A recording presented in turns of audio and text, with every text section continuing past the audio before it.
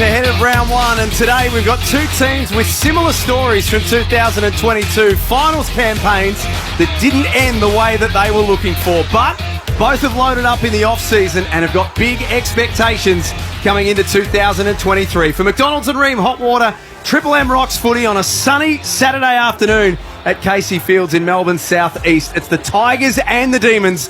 One last look at both of them before we see them in round one a couple of weeks away. Great to have your company. I'm Jack Heverin, and we have got a lineup for you that will have you covered all afternoon long. Let's start with the newest addition to Triple M footy, three-time premiership player, two-time All-Australian, 264 games. We've pinched him from the opposition with good reason. Chris Johnson, welcome to Triple M footy. Good to be back at the footy, Jack, and looking forward to seeing what happens in this contest today to set them up for the season. Obviously, Richmond will be looking to better themselves than last year and getting higher than 7th, but always good to come out to the community events and venues, and this one here's been beautifully. The surface is great, so we're looking forward to a great contest today. We sure are, and it wouldn't be Triple M footy without the queen of Triple M footy, Kate McCarthy. K-Mac, welcome back. Thanks, Jack. It's good to be here. Always enjoy the drive out to Casey Fields, so it's wonderful to be back at Casey Fields. When I retired, I thought I'd never come out here again, but here we are for the pre-season match. Sun's shining. It's not too bad. It's actually probably the best weather I've seen it. The trees actually look very still as well. There's usually quite a strong breeze favouring the left-hand side of the field, but they look very, very still out there. It's Triple M footy prime time for Jim Beam. It's set to be an epic match, and that's worth raising a Jim Beam. And, of course, drink responsibly. Will Ralston in commentary this afternoon. Will, second game for you that you've had for the weekend. What did you make of yesterday's game at Moorabbin? It was very interesting, actually, Jack. So St Kilda were very accurate, and I think they looked like the better side. Essendon probably a little bit rusty. I think they'd be disappointed. They didn't get their hands on the ball out of the middle, as you would expect from guys like Merritt and Parrish and Shield. So probably a bit underdone, but I don't think it's cause for alarm just yet. It was an entertaining game of footy nonetheless. And the teams that we've got today, they're going full tilt, judging from the way that they've picked their teams. They're not messing around. They want to get as much out of today as possible. Yeah, well, this is important. Obviously, they've got the Tigers, two players that are sort of new to their midfield and are going to play really important roles for them in Taranto and Hopper. So you need to get that game experience. You can do as much match sim as you want, but nothing really replicates what it does out there on the ground to get little combinations right, learn what each other do, learn how they like to play, and yeah, it's going to be a full dress rehearsal for round one. Jono, one of the biggest talking points from Melbourne's point of view is going to be how Max Gawn and Brodie Grundy work together. They won by 59 last week in an unofficial game against St Kilda, who have got all sorts of injury problems at the moment, but it was our first look at it, and to be honest, it looked pretty good. It did, and look, they're both really, really good ruckmen, and Max is obviously at the top of his game, and Broads at the moment has sort of been up and down the last couple of years at Collingwood, and obviously we know what type of ruckman he is. He's a kicker. He wants to get the ball in his hand. He's not like your normal ruckman that you say don't kick the ball, but I think Broads can kick the ball pretty well, and I think that combination is going to give the midfield first use, and I think, again, it just gives another key focus down forward for the D's at the moment in terms of a big, tall player.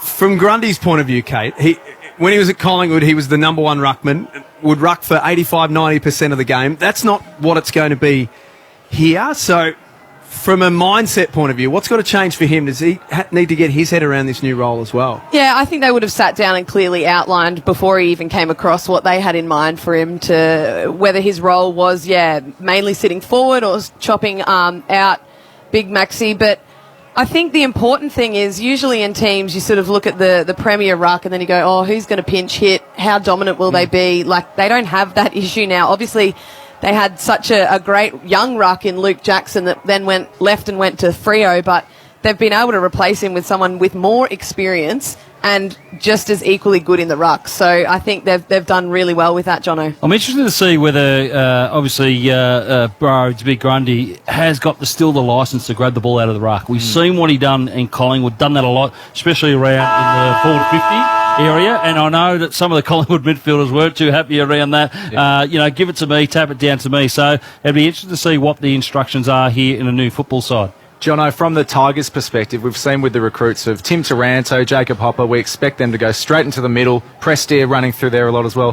What does that mean for players like Martin and Cochin? We've heard that they might drift a lot more forward than usual. Do you think that's what we'll expect? Yeah, for sure. And I think Koch at some stage will probably go down back at different stages of the year. I think he'll play across that half-back role. But look, they're two bulls. You're adding two bulls into your football side at the moment. Midfielders that are hunters of the football, and both of those have been, really good users of the ball and ball winners at the Giants over the last couple of years, or since they've started there. But again, it just adds another level to the Tigers where, as I said in the opening, that they've got to go better than seventh, and I reckon that's the key. And the other key will be for them, who are going to kick their goals. That'll be the other key as well. Yeah, and on that, I really like Dusty Ford. I think he can play one-on-one, one out in the square, and any opponent would panic when they've got Dusty one-on-one. He knows how to use his body so well. He is so strong. We know how strong he is. He's not the tallest guy that would ever stand in the square, but he can manipulate his opponent so well, read the flight of the ball coming in, and then also we've seen his contest work, so getting to the feet of a tall, he's not going to be beaten too much when the ball's on the ground either. There's some scary movies that I don't like to watch, and I reckon being in D50 with forward 50 with or defensive 50 with Dusty, that's worse than a scary movie. It makes you think differently about clowns, some of those movies. Triple M footy preview for Jim Beam. It's set to be an epic match, and that's worth raising a Jim Beam. Drink responsibly. So, question for everyone. Are we looking at two top six teams here? Is that the expectation for both of them coming into this year? Yeah, I think so. I think so for sure. I think they've both gone away in the pre-season, off-season, worked hard, but actually added people to their side that are genuinely, locks for their side. That's going to add things to it. So I think they're two top 8 sides without a doubt. Yeah, I agree. And the Tigers, looking at their young players that had played maybe a handful of matches last year, they had some really good showings from the likes of Judson Clark, Samson Ryan, Tom Brown. They were really, really good last week. So seeing them just continue to grow, have another pre-season under their belt as well, what will they do? That's obviously not Triple M's own Tom Brown. Tom Brown. That is a different Tom Brown. It's a different one. It is. He hasn't made a stint in the off-season to get all the inside scoops by actually playing. Just imagine it's a different person. Just imagine Tom Brown on a footy field. What about you, Will? Where have you got Richmond? I think we all accept that Melbourne are going to be pretty strong. What about the Tigers? You can only see them getting stronger, can't you, with Tim Taranto and Jacob Hopper, such big recruits, and they looked like they were poised to do some serious damage in September last year, and then they were favourites going into that final against the Lions. One thing these two teams do have in common, they were eliminated by the Lions last year in the final series. Meanwhile, for the D's, it's easy to forget that they were 10-0 at the start of last year. They're about as short a price as a premiership favourite can get 10 weeks into the season. So they're a very accomplished side, and you can't imagine that they're going to do too much worse this year. So I think they'll be there and thereabouts. Triple M Footy's back with thanks to Ream Hot Water. Great to have them back as well. Huge partners of ours, built up for Aussie conditions. When it comes to water heating, ask your plumber to install a Ream. One player from each team that you're looking forward to seeing today. K-Mac? I think, obviously, Tim Taranto, what he's got to offer to this team and how they use him as well. I'm really excited about that. And Dusty Ford too. That's 2 players, but I'm very excited to see Dusty in the forward line. Who are you looking forward to seeing, Will? Probably Hopper on a similar train of thought, but then you can't really go past Brodie Grundy either. We saw it with Max Gawn last week. I just want to see in the flesh how that combination works. And of course, it wouldn't be Triple M Footy without Ethan Meldrum. He's got all the Red Z lenders all season long. I think he's dried out after the summer on Triple M cricket. Heath, great to have you on Triple M Footy. Getting there, Hev. Clayton Oliver, I'll start with. Loves playing the Tigers. 41 disposals in their last matchup last year. 3 votes in the Triple MVP. 40 disposals last time he played here at Casey Fields as well against North Melbourne last year. Averages 36 in his last 3 against the Tigers. Tim Taranto, you're highlighting him. Loves playing Melbourne. 32, 29, 28 disposals. His last 3 against the D's. 22 and 3 goals last week. Maurice Rioli buzzing around as well. Taking over the number 10 from Shane Edwards. Forced the most points from the turnovers. He forced in the forward 50 last year. Led the competition in that stat. Let's get boundary side for the first time today as well for Bob Jane Team Arts. A very good afternoon to you, Alex Bryant. Good afternoon. Now, I warn you, if I drop the microphone, it's because I've got so much sunscreen happening right now. The D's have just won the toss. They're going to be kicking it to the right of your dial, to the wind. No changes for either side. We've got 8 on the bench for the D's. Brodie Grundy, we know he's been managed throughout this pre-season. A few guys looking to make their debut, including Jacob Van Ruin, really pushing for an early season debut. For the Tigers, Nathan Broad, he's been named. He's had a hamstring complaint. Ivan Soldo, after he got pushed out to the VFL late last year. And draftee Steely Green, got to be one of the best names going around. So in the middle, Tim Taranto lining up inside the centre square for the Tigers, and he's next to Cozzy Pickett for the D's, which is an interesting starting combination for either side. We're here at Casey Fields for McDonald's and Ream Hot Water, Triple M Rocks Footy. The final practice match for 2023 before we get into the real stuff Thursday week. The umpire comes in, bounces the ball down, it's gone, taking on Nankervis, 2 captains. The first clearance should go the way of Melbourne. It's in the hands of Harms. He sends it to the wing. This is the new recruit, Hunter. Handball over the top to Harms. The D's should go inside 50 first. It's a kick to the feet of the newly shaven Ben Brown. Now in the hands of Grimes, the other co-skipper. High ball up to the wing. Umpire spotted a contest, and he has called a block, has the umpire, and it's going the way of Hunter, I believe, so the D's will go back inside 50. Might be one of the bargain basement pickups of 2023, Lockie Hunter. That's 65 out from goal, sat it up nicely and gone on the lead marks. 45 metres out left forward pocket. Turned around and looked at Toby and said, I took that and you were nowhere near me. So that's one up for Big Maxi. Won the first tap of the game and got a mark inside 50. Good start. Well, we know he can certainly mark. There's no question with Max Gawn. The goal kicking has improved over the journey. 88-79 across his career. He's kicking into a tricky breeze at Casey Fields.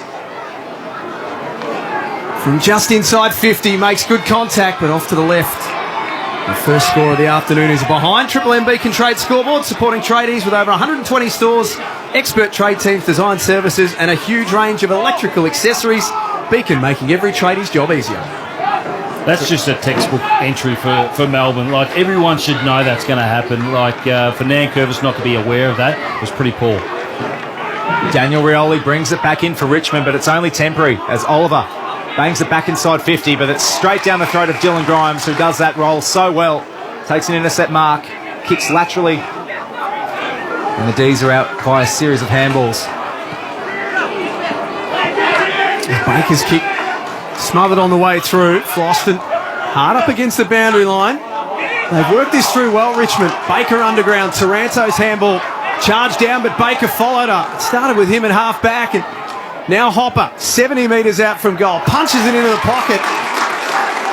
And Noah Cumberland, who has got serious X-factor about him, marks hard up against the boundary line. And he's starting at the deepest forward as well, so they've got Lynch and Rewalt splitting either side from those kick-ins to obviously be a target down the line, and then Cumberland is going to hold back and play that sort of general role as the deepest forward. Made his debut in round 11 as the sub. The next time we saw him was round 17. He kicked 11 goals in 4 games after that, including 5 against Brisbane.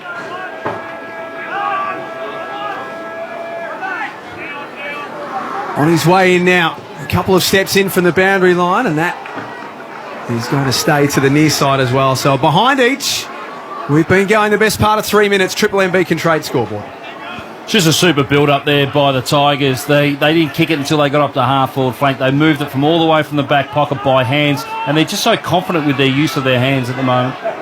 Stephen May sends it towards the centre circle from the kick-out. Petrarca, hands on the footy for the first time. Now it's with Harms.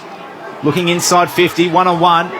Nice body work by Dylan Grimes to bring that ball to ground, and the umpire wants to see it thrown up about 45 metres out from the Demons' goal.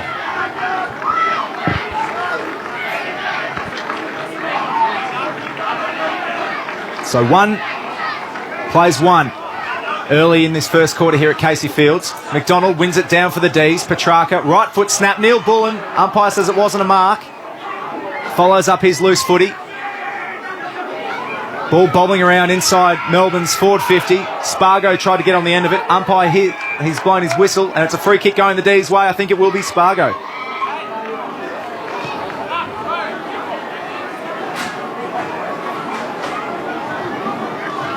So Charlie Spargo played 24 games in 2022. Didn't miss for the D's. And he's going to have a good set shot here. 45-degree angle, about 25 metres out.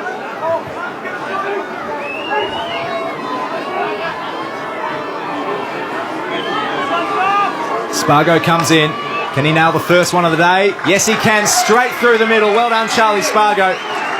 The D's move to 1-1-7, leading Richmond 0-1-1. We've only gone 4.5 minutes here at Casey Fields, and that's on the Triple M Beacon Trade scoreboard, supporting tradies with over 120 stores, expert trade teams, design services, and a huge range of electrical accessories. Beacon, making every tradie's job easier.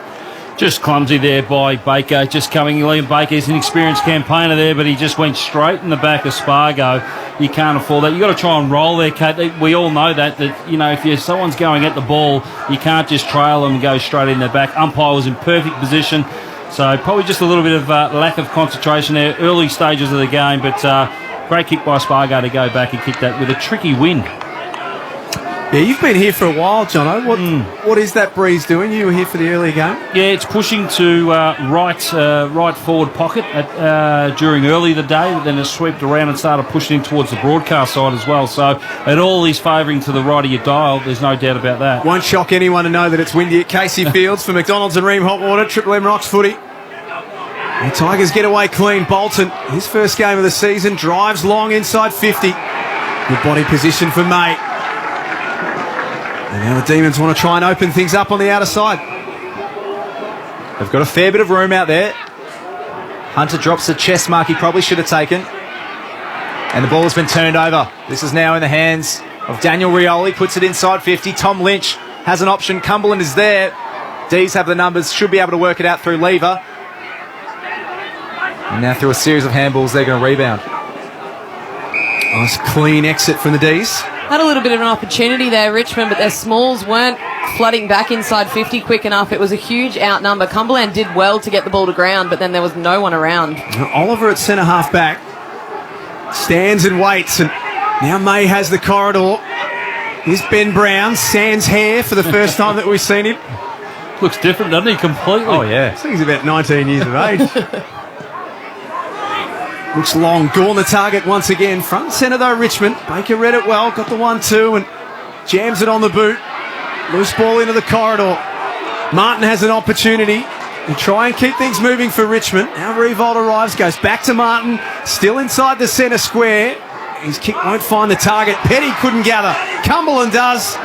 Handballs over the top to Lynch, who tried to tap it on, but there was no one there. And the D's should get out of jail. And they do. Quite comfortably. Stephen May, handball over the top to the prolific Clayton Oliver. Had a very good season last year, but that's not his best kick. McIntosh, was he taken without it by Grundy? Umpire says no. And will dribble over the boundary line on the wing. We see that so often by Richmond. We've seen it last year where they just make the simple things look really, really hard. Like it was so easy. They should have had a shot on goal there. They tried to tap along, or they tried to handball it long as well at the same time. But they should have. Someone needed to just pull the trigger there. They got within 25 metres of goal. Demons 1-1-7. Richmond one behind. So we tick up to 8 minutes gone in the opening quarter at Casey Fields. Ball on the outer side. Petrarca, a long looping handball for Pickett. Couldn't get away from the broad tackle. Kept it alive though for Petrarca. Now Neil Bullen arches the back and scrubs a kick inside 50. Bounces off the chest of Gawn. Melbourne have got players everywhere. Gawn gets it back in the square and goals. It was like it was 6 versus 4 for a second there. The Demons just had extras everywhere and they got the result they were after in the end. They're 2-1-13.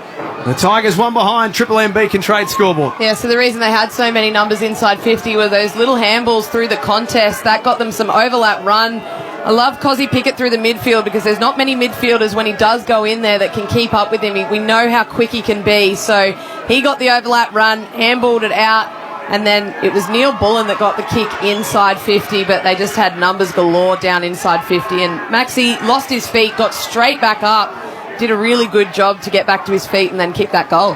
The thing that was impressive with me, that all the forwards for Melbourne, they knew that Neil Bullen was going to break that 50, and they all just pushed and flooded that goal square and allowed him space to run into. It was a bit of a wonky kick, but he could have almost had a shot and taken it all the way if he liked.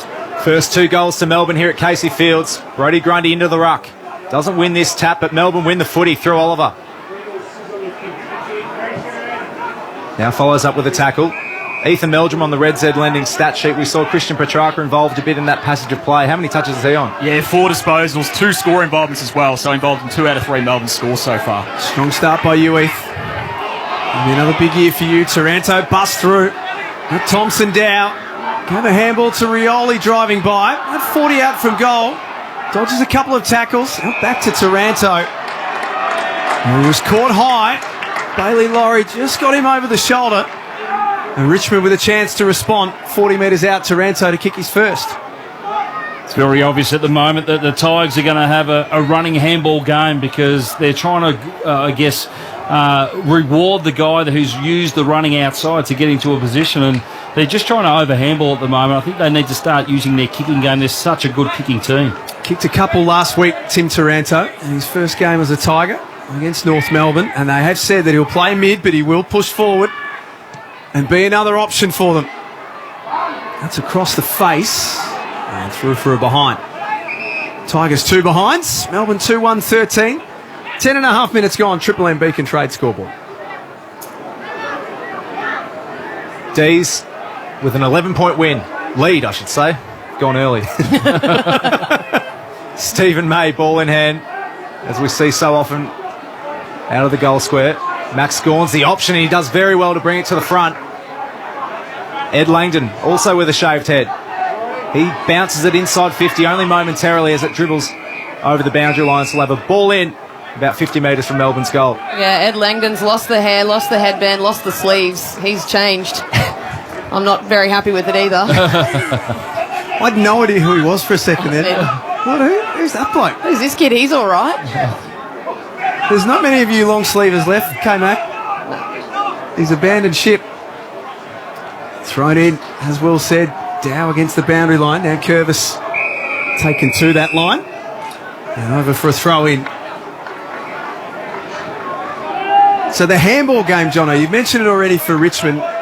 Bit of a change from the way that they've gone about things in the last couple of years. Yeah, I guess kick to ratio at the moment is 12 to 17, what they've done at the moment. So they're overusing it a little bit, but you're right, Jack. A free kick going Spargo. to Spargo, who's Off the ball, I think it was there, Jack. been a bit of a pest for Richmond in this first quarter. Wanted to handball off to Rivers, but he'll have to come back. In fact, it'll be Tom McDonald. There might have been something out of the ruck. We'll have a look on the Triple M Harvey Norman replay. Tom McDonald's lining up, but Camden McIntosh had Charlie Spargo in the Cobra clutch. So I'm not sure how how it's ended up being with... Anyway, Tom McDonald just said, give me the footy, I'll take care of it. Everyone's rusty. And kicks the goal. Pinches it off Spargo and helps himself to his first of the year. 3-1-19 the D's. They've started well. Richmond, one behind. Triple M Beacon Trade scoreboard. Now, this could be completely wrong, but I'm fairly sure because they hadn't thrown the ball up, that was the point of the infringement because it was closest to goal. So if it happens in the contest before it started, because it was at the back here, the two of them were well out of the contest, but then the free kick was awarded before the stoppage was actually paid. And this is what we're going to see. We're going to see a lot more of these free kicks with the 4 umpires introduced at the moment. One focusing on where the ball is, and the other umpires being able to see the perimeter outside. And I think without the that 4th umpire involved, that was probably one of the free kicks that sort of went on, and no one said anything about it. It was almost play on, but well spotted there by the umpires. So that free kick gifts Melbourne their 3rd goal. They lead 19-1. The umpire spotted another free kick. This one's out of the ruck. So Soldo had a few options by hand, decides to kick it himself. It's a shallow inside 50. Looks like Lever should bring this one down. Got 2 hands to it. And the umpire says he's done enough. Heath, give us some of the major ball winners so far. Triple M Red Z lenders. Yeah, leading the way for the Tigers, Liam Baker, 5 disposals, Stephen May and James Harms attended 2 centre bounces as well, both with 5 disposals for the Ds. Grabbed by Grundy on the wing and then played on and didn't realise that McIntosh was standing next to him. Now to Langdon, who K-Mac's not a real fan of anymore. I did not say that. We could roll the tape and I reckon that's... I just said he's changed. Yep, and not for the better, you said. He's short at half-back for the Tigers. Nathan Broad. He's come on the field, sends this one high to the wing. Mays there, does very well against Lynch. Good body work, as we're so accustomed to seeing. Not a great kick. And the Tigers going to run away with it. Lynch. Another handball back. This is now in the hands of young Judson Clark. 2 Demons come to meet him, and Morris Rioli runs away with it. Spins out of trouble, then tackled well. And it's a turnover, so this is now in the hands of Hunter running the other way for the Ds.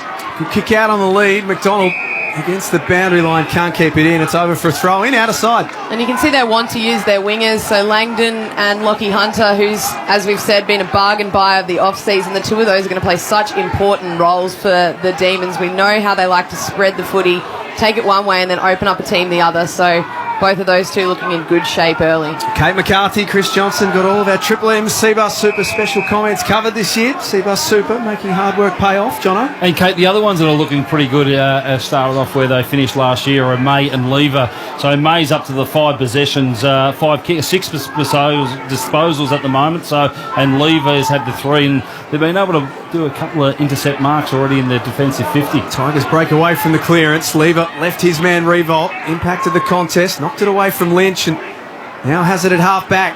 Rivers' eyes darting around, not sure where to go to. Hunter got a handball away, and now Oliver has it. Driving kick from Clayton Oliver looking for Ben Brown. Out the back is Tyler Young for the Tigers. That kick doesn't suit anyone in particular, but a very lucky bounce suits Rioli.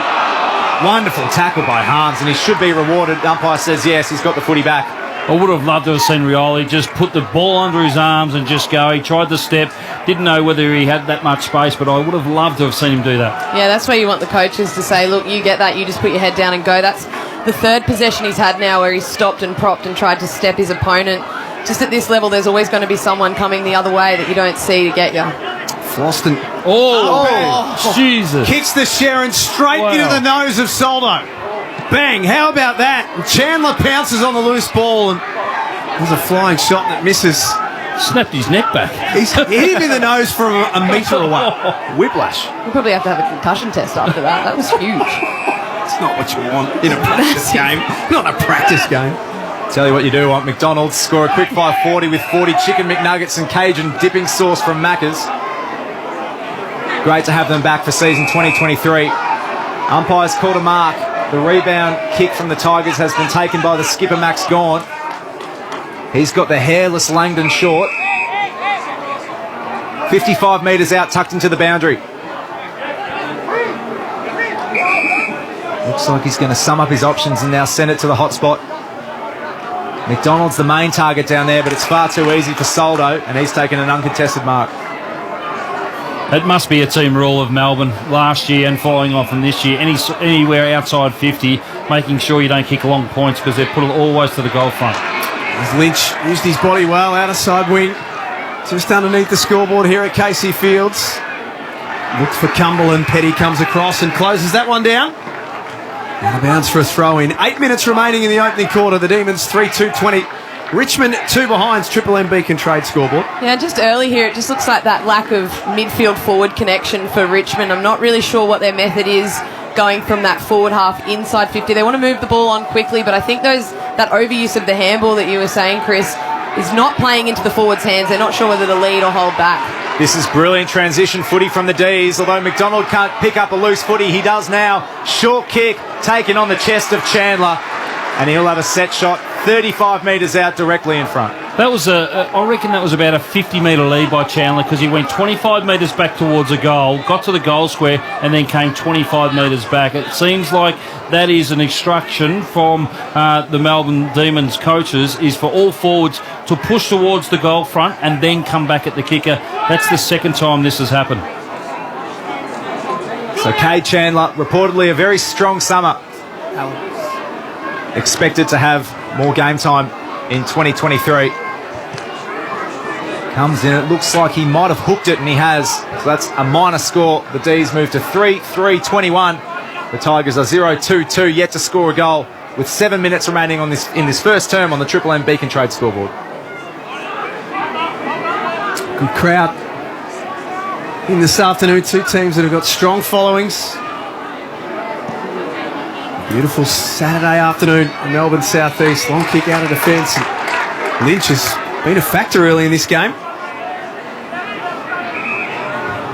Mark's on the wing. Richmond just happy to chip around here. Next link in the chain is Martin. He kicked a couple of goals last week in their game against North Melbourne. Played exclusively as a forward in that game. He's kicked deep, and Brayshaw read it better than everyone else. And Melbourne, they do expertly. They don't panic when the ball's in their defensive 50. They wait, they assess, and they find the right option, which this time is Harms. Ethan Meldrum for Red Z Lending. The D's are cutting them up. What are some of the big discrepancies so far on the stat sheet? Big discrepancies, 10-7 inside 50s. Flip side of the stat sheet, only player yet to touch it for the Tigers, Trent Cotchin playing up forward, statless so far. There you go. So Neil Bullen in defensive 50. He's got Spargo, and that's a nice target. By hand, he's got Cozzy Pickett in front of the benches. Nice short kick. Ben Brown drops an easy mark on the wing. Hasn't cost him yet, but it does now. Well turned over by Vlostone. Handball to Bolton, and now Trent Cotchin for his first touch. Handball back to Vlostone. Daniel Rioli rebounding from defence. Back to Cotchin. They're still just outside 50, and that's a poor kick. It looks like it's gone out of bounds on the full. And so the ball comes back to Stephen May. He had Soldo out the back completely on his own, and he had the leg definitely to kick it over there. Tried to be a little bit too cute, I think, and I think that's the theme of the Richmond's play at the moment. Just a bit too cute, too many handballs, not getting it in and letting their forwards go to work. Spargo looks for McDonald. Got one high.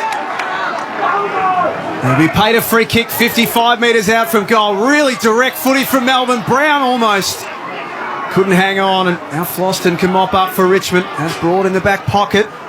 That kick's okay. Let's get down to the boundary. Alex Bryan for Bob Jane T-Mars. Yeah, 29 degrees down here. I'm on zinc watch. I can tell you James Harms, Lockie Hunter, Christian Petrarca, they're all zinced up. Ivan Soldo, he has not gone to the Richmond bench after copping that one to the nose, and maybe perhaps why Trent Cotchin's been quiet today. He did go to Ed Sheeran last night. All the insight on the boundary from Alex Bryant. That's wonderful insight. Very good concert from what I've heard. As Short has a ball in his hands from outside 50, has a shot at goal. Going to the goal square. Rewalt had hands on it momentarily, and it's bashed through for a point. They're third. They move to 0-3-3, trailing the Melbourne Football Club by 18 points with 4 minutes 50 remaining in this first term on the Triple M Beacon Trade scoreboard. You headed along to Ed Sheeran, Will? Not this time around. I saw him at Marvel Stadium. He's a very good performer live. What about you, K-Mac? No, I went to Harry Styles the week before. Oh, how good was Harry? I've asked you about the wrong artist, haven't I? I should have asked you about Harry Styles. Could have taken us through to quarter time.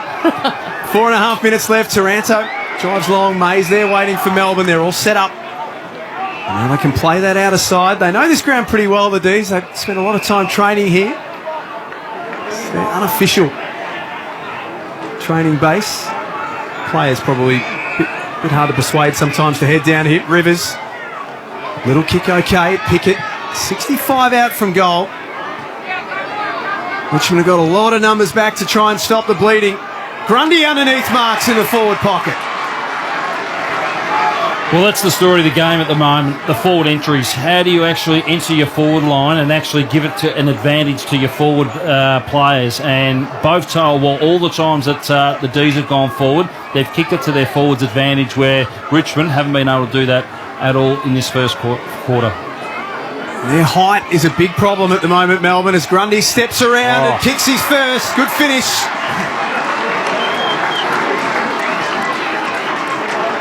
They're playing really sharp footy in this first quarter, Melbourne. They're 4-3-27. The Tigers are 3 behinds on the Triple M Beacon Trade scoreboard, supporting tradies with over 120 stores, expert trade teams, design services and a huge range of electrical accessories. Beacon makes every tradie's job easy. And while they know what they're doing and they're putting it to the advantage, it looks like the forwards and the mids have that connection. They know where the ball's going to go.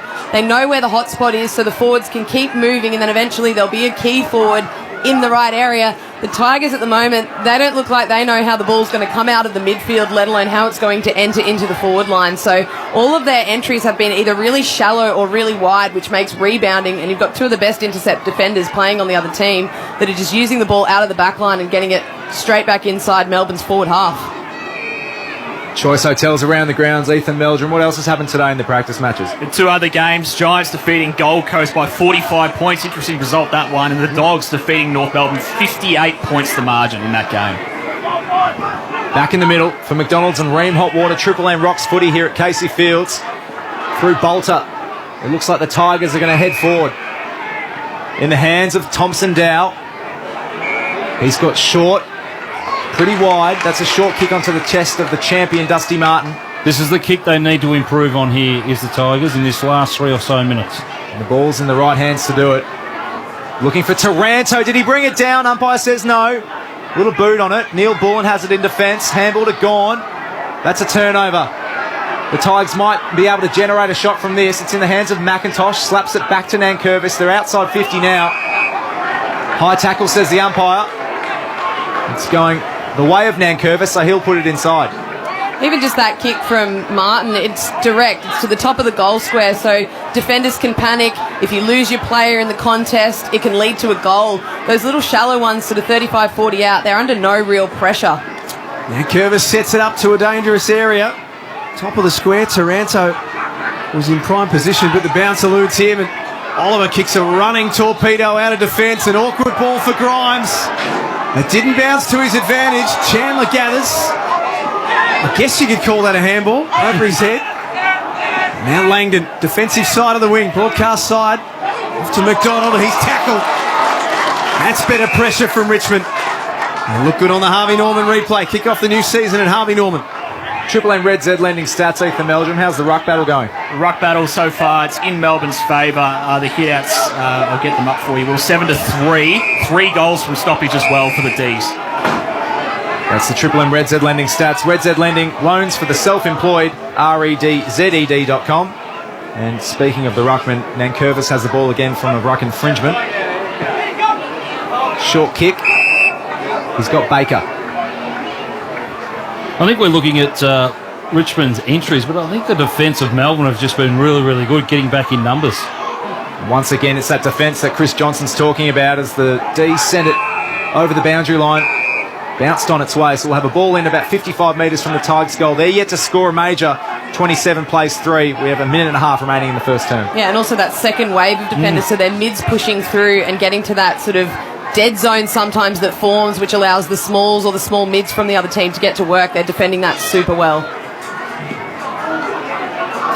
Minute and a half remaining in the first quarter. McDonald at half back. Dropped the mark. Bolter tries to force his way through. He's a hard man to bring to ground. Here's Lever for Melbourne. His kick didn't travel far enough for Melbourne to get involved. Rioli to Baker. His kick straight onto the chest of Neil Bullen, who marks on defensive 50. And that's those numbers getting back. Jack was coming on a hard lead. It was the right kick to do. There was no one deep. There was a couple of players coming out at him. He just needed to make it the right decision. I thought it was the right decision, but Neil Bullen just read it beautifully. Langdon to Oliver. To Petrarca. A couple of superstars combining there. Petrarca, top 10 in the last 3 Brownlow medal counts. What a champion he is. Nice mark on the wing to Max Gawn. It was contested and it's been paid. He's got runners if he wants them. Elects to kick himself. McDonald's on his own. About 55 metres out, he'll put it deep. See, the difference in terms of defenders getting back now, Richmond have just numbered up. They haven't got any spares back there. Grundy used his body well again. Eased his man under the footy. And marks 15 metres out directly in front for his second. Yeah, way too hard to defend one-on-one when you've got the likes of Grundy, Gawn, people that you're not going to be able to match up with in size or strength.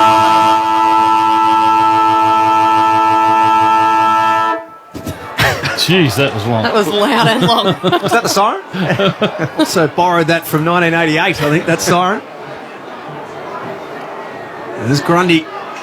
New colours, new role, new attitude.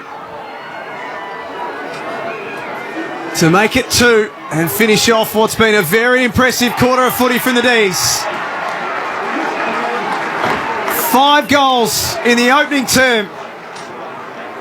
They have been sharp from the moment this game got going. 5-3-33 to Richmond, 3 behinds from McDonald's. Score a quick fire 40 with 40 chicken McNuggets and Cajun dipping sauce from Macca's and Ream Hot Water. Triple M rocks footy.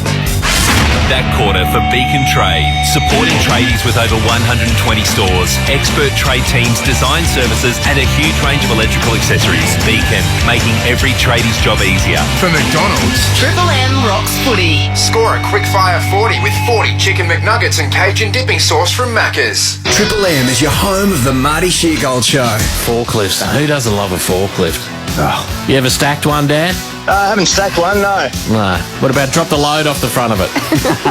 I've had, we do big excavator buckets. I've had some of them go to the ground. Yeah. Good chatting with you, Dan. Thank you. The Marty Sheargold Show. Weekdays from 6 on Melbourne's 105.1 Triple M. Get Aussie Broadband Mobile with all SIM coverage and super speeds. Order the McValue bundle at Macca's today. A choice of your favourite burgers, together with fries and drinks for just $26.95. Did we just find something the whole family can agree on?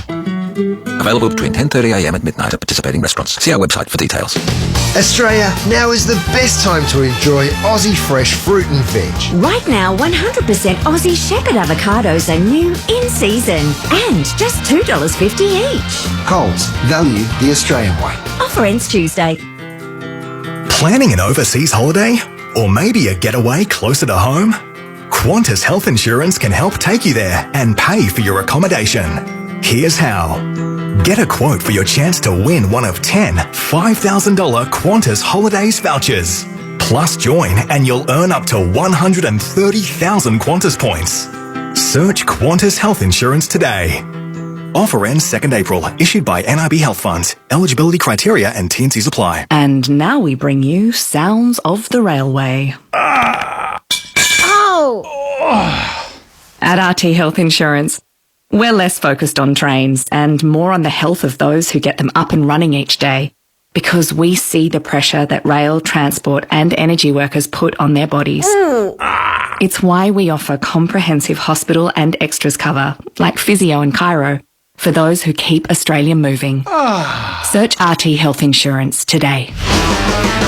Jason Bottom's Led Zeppelin Evening. Live. An unforgettable evening of Led Zeppelin's greatest hits and deep cuts.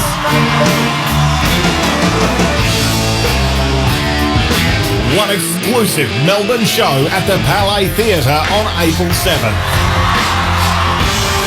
Book now to Jason Bottom's Led Zeppelin Evening from the Palais Theatre or Metropolis Touring. If you're struggling to put food on the table for you or your family, help is only a click away at Food Bank. Everyone should have access to good quality food regardless of their situation. So if circumstances have left you or your family hungry, we're here to help. Just visit foodbank.org.au and click Find Food. You'll get access to grocery relief, meals and more. If you're struggling to make ends meet, we can help it all click into place. Visit foodbank.org.au now. At Vodafone, you can save big on the new Galaxy S23 series with Samsung's best camera yet. Now you can save up to a huge $1,330 when you trade in an eligible device and stay connected to a selected plan over 12, 24 or 36 months. Head in store and make your move to Vodafone today. Savings based on trade-in of eligible Galaxy S22 Ultra 512GB plus bonus credit ends March 30 unless extended. Powered by Azurian. T&C apply. Shut up! Triple M rocks footy. This quarter for Beacon Trade, supporting tradies with over 120 stores, expert trade teams, design services and a huge range of electrical accessories. Beacon, making every tradie's job easier. Demons have hit the ground running in the opening quarter. 5-3-33. They lead at Richmond. 3 behind. They've come out of the gate fast. The ball's barely touching the ground. There's a lot to like about the way that they've gone about things so far, Brody. Grundy's kicked 2 goals. Spargo Gawn and McDonald, the goal kickers, and for Richmond, they are yet to get on the board. For McDonald's and Ream Hot Water, Triple M Rocks footy, the last of our pre-season games, and then it all builds up to Thursday week for round one. Ethan Meldrum around the grounds. Just quickly, the earlier games today for Choice Hotels? Yeah, a bit of a surprise with the Giants beating the Suns, probably a top 8 contender. You'd think the Suns, 45 points to the margin in that one. Icon Park, Dogs defeating North Melbourne as well, 58 points to the margin there. Let's get boundary side for Bob Jane Team Arts. They've got a great buy 3, get 1 free plus instant cashback deals. Call or order online today. T's and C's apply. Alex Bryan, how are you going down there? Yeah, look, it's still pretty hot, not going to lie. It's been a tight huddle for Richmond at the quarter break. Obviously, the scoreboard tells us why. The Doc had a bit of a chat to Ivan Soldo after he copped that ball to the face. No further treatment. Having a look at the D's huddle, a lot more jovial as they're sucking back the gels. Kate McCarthy, Chris Johnson, all of your analysis from the opening quarter, I'd imagine, is going to have a pretty strong Melbourne lens on it because they were good. Yeah, I just think it's that forward connection that they've got right in the first quarter, and on the other hand, the forward connection for the Tigers didn't quite go as well, and it really played into Melbourne's hand because they have such a strong defensive unit. Their use of the ball coming out of that defensive 50 and around the stoppage in the midfield was just elite, and just that ability to know when when a mid is running at you, that you're clearing back to goal and then you're going to tick back up. And also their ability to hold up the footy, Melbourne. They were comfortable to just hold the footy at the top of 50, allow their numbers to get back and take contested marks inside forward 50. And the ability for their half forwards to get up the ground a little bit and enter those balls inside forward 50. Tom McDonald having 3 inside forward 50s. Normally he's the one kicking the goals, but he's getting up the ground a little bit and giving those forwards first use. So it's all the Demons so far at Casey Fields. And it looks like they're going to go away again from the first clearance of the second quarter. McDonald's and Ream Hot Water, Triple M Rocks footy. Grundy's on hands and knees. Ball gets bashed out. Holding the footy is called, and Grundy is going to win this ball. He's already kicked 2 goals in the first quarter. Started this game very strongly, and he might get a third. 50 metres has been called. So Grundy will march right up until about 15 metres out from goal directly in front. Yeah, it was McIntosh that was told to stand, and he cleared out of the area, so did not stand. As soon as you're told, you cannot move, and I think they said that they're going to set the mark a lot quicker this year to stop that. We saw lots of times the Bulldogs, when they were playing, they just sucked back straight away so they didn't have to stand on the mark. So they're going to try and adjudicate the mark a little bit quicker to make sure that player has to stand quicker. What a dream start this would be for Brodie Grundy, wearing the Demons colours for the second time this pre-season. He's got 5 years left on this new deal at the D's, and so far they'd be very happy because he's kicked his third. The D's are now 6-3-39, beating Richmond, who are 0-3-3, yet to kick a goal here at Casey Fields, and we're only 40 seconds into the second quarter on the Triple M Beacon Trade scoreboard. It's going to take players a little while to adjust to this new interpretation of standing the mark. As Kate said, he came in, then came out. You're not allowed to do that anymore. Once you're in there, you've got to stay in there. You can't then move out, and he basically went out straight away. When he was told to stand, he thought there was a spare player outside where the ball was going to go and launched himself outside, and it was a 50 metres straight away. And it'll take a little bit of time for them all to adapt, and once they get that, I think the rule is a good induction into the comp this year. Alex Bryant for Bob Jane Team Arts. Injury concern here for Richmond? Yeah, that's right. Dion Prestia has just gone to the rooms. He hurt his left shoulder in that very first passage of play. He was rolling it around. The doc ran on. They did some pressure testing and he shrugged the doc off, but now he has come off the ground and gone to the rooms. We'll keep an eye on that one. Well done, Alex. For McDonald's and Ream Hot Water, Triple M Rocks footy. And Foster marking at half-back. His kick was careful. Thompson Dow running back with the flight hazard. 65 out from goal. Takes the advantage and plays on. Kicks to a one-on-one. Dusty at the back.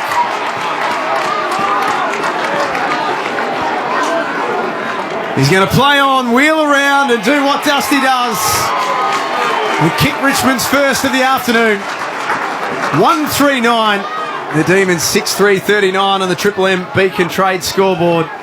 In that sort of situation, he's a hard man to stop. key word you used, advantage. We spoke about that, Kate, during the break and through the first term that the Tigers enter inside their forward 50 weren't kicking it to their forwards' advantage. That was a perfect scenario.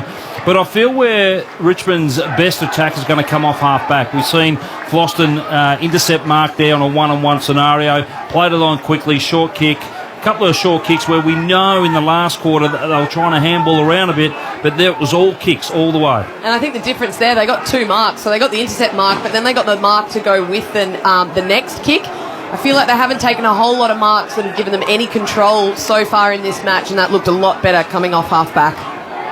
Back in the middle for McDonald's and Ream Hot Water, Triple M Rocks footy. Taranto links up with Hopper. Ball now on the ground. It's Grundy and Taranto fighting for it. Comes out to Dow. He puts it inside 50 2 times in a row, and this one is also under the chest of a Tiger. It's Cumberland. And he's taken a mark about 45 metres out directly in front. And just in the earlier games today in the VFL, all the goals were kicked down this end to the right of your dial. It seems like this to be the scoring end today. A slight breeze down there, but almost downhill a little bit too, Kate, I feel. As we said before, Noah Cumberland, 9 games in his debut season last year for 19 goals. It was an electric return for a young player. Strange stutter step run up, 52 metres out. He's hit it beautifully. No, he hasn't. It's gone just to the left of the goalpost. He carried all the way quite comfortably. They moved to 1-4-10 do the Tigers. Melbourne a 6-3-39. That's a 29-point lead just early in the second quarter. To give you their whirly flush that. He kicked that really well. It just faded to the left, but he hit that really well. He's a massive kick of the footy, Noah Cumberland. What do we see here on the Harvey Norman replay, Jono? Dion Prestia? Yeah, good signs for the Tigers. He's back out, as we know that he went down in the rooms to get a bit of an assessment. But he's back on the bench, up and about, so good signs for the Tigers midfield. Kick off the new season at Harvey Norman as Bolter loads up, long ball, all the way. With a foot inside the centre square. Noah Bolter made that look easy. A foot? I reckon there was more than a foot. I thought, he didn't even launch it, and then when it came 10 metres off his boot, I thought, this is going to go all the way. Yeah, I was looking down at the forwards to see who was under it, and they just kept moving further and further back, and I was like, oh, he's going to kick a long point here, but just kept carrying and went straight through. It carried in it. Carried Alex for Bob Jane teammates on the boundary. Is there much of a breeze to speak about down there? There is, and it's a welcome one for the people sitting here, let me tell you. I can also tell you that Dion Prestia is about to go back on. He's just having some more water. He's actually having a bit of a laugh with the guys, which is great news if you're a Tiger fan, because it's always worrying when someone goes to the brooms, isn't it? Red's Head landing stats, Noah Bolter, 62 metres gained by foot with that last disposal. Ooh. That's how far that goal went, not counting how far it went after the goal as well. Wow. So out of the middle, it's Sparrow who wins it for the D's. He's started a few centre clearances in the middle, has Sparrow. Signs of faith from the coaching staff. Meanwhile, the Tigers send it the other way. It's onto the chest of Martin, who's starting to get involved. Dusty tells everyone to go back. Looking for Lynch. It's a good kick. May does well to cut it off. Brayshaw and Bowie now put it onto the chest of Sparrow, who's running hard. They're a different team in this second quarter, Richmond. They certainly did. And I reckon Lynch misjudged that because of the wind as well. He took a couple of steps forward where I reckon he just needed to hold his ground to take that mark. He was a bit worried about the contact coming from behind in May, but they are a different team this quarter, Jack. There's Gawn marks on the wing. 6-3-39 the D's. Richmond 2-4-16. Gawn back inboard to Harms. And he's got Petrarca, who had to sit and wait. 60 out. Handballs off to Neil Bullen. On the run. Keeps it low. Straight through the middle. Just like that, Melbourne get it back on their terms and respond. 7-3 to 2-4. Triple M Beacon Trade scoreboard. Well, playing to the conditions there, Melbourne Football Club. They came through the middle of the ground. They used their leg speed a little bit in the middle of the ground. They used their handballing as well to break that half forward and then absolutely break the defence or the forward 50 and kick over the mark. Just struggling with that handball around the contest. Speaking of struggling. Did well to get that all out. Actually. Is he okay? He's all right. He's good.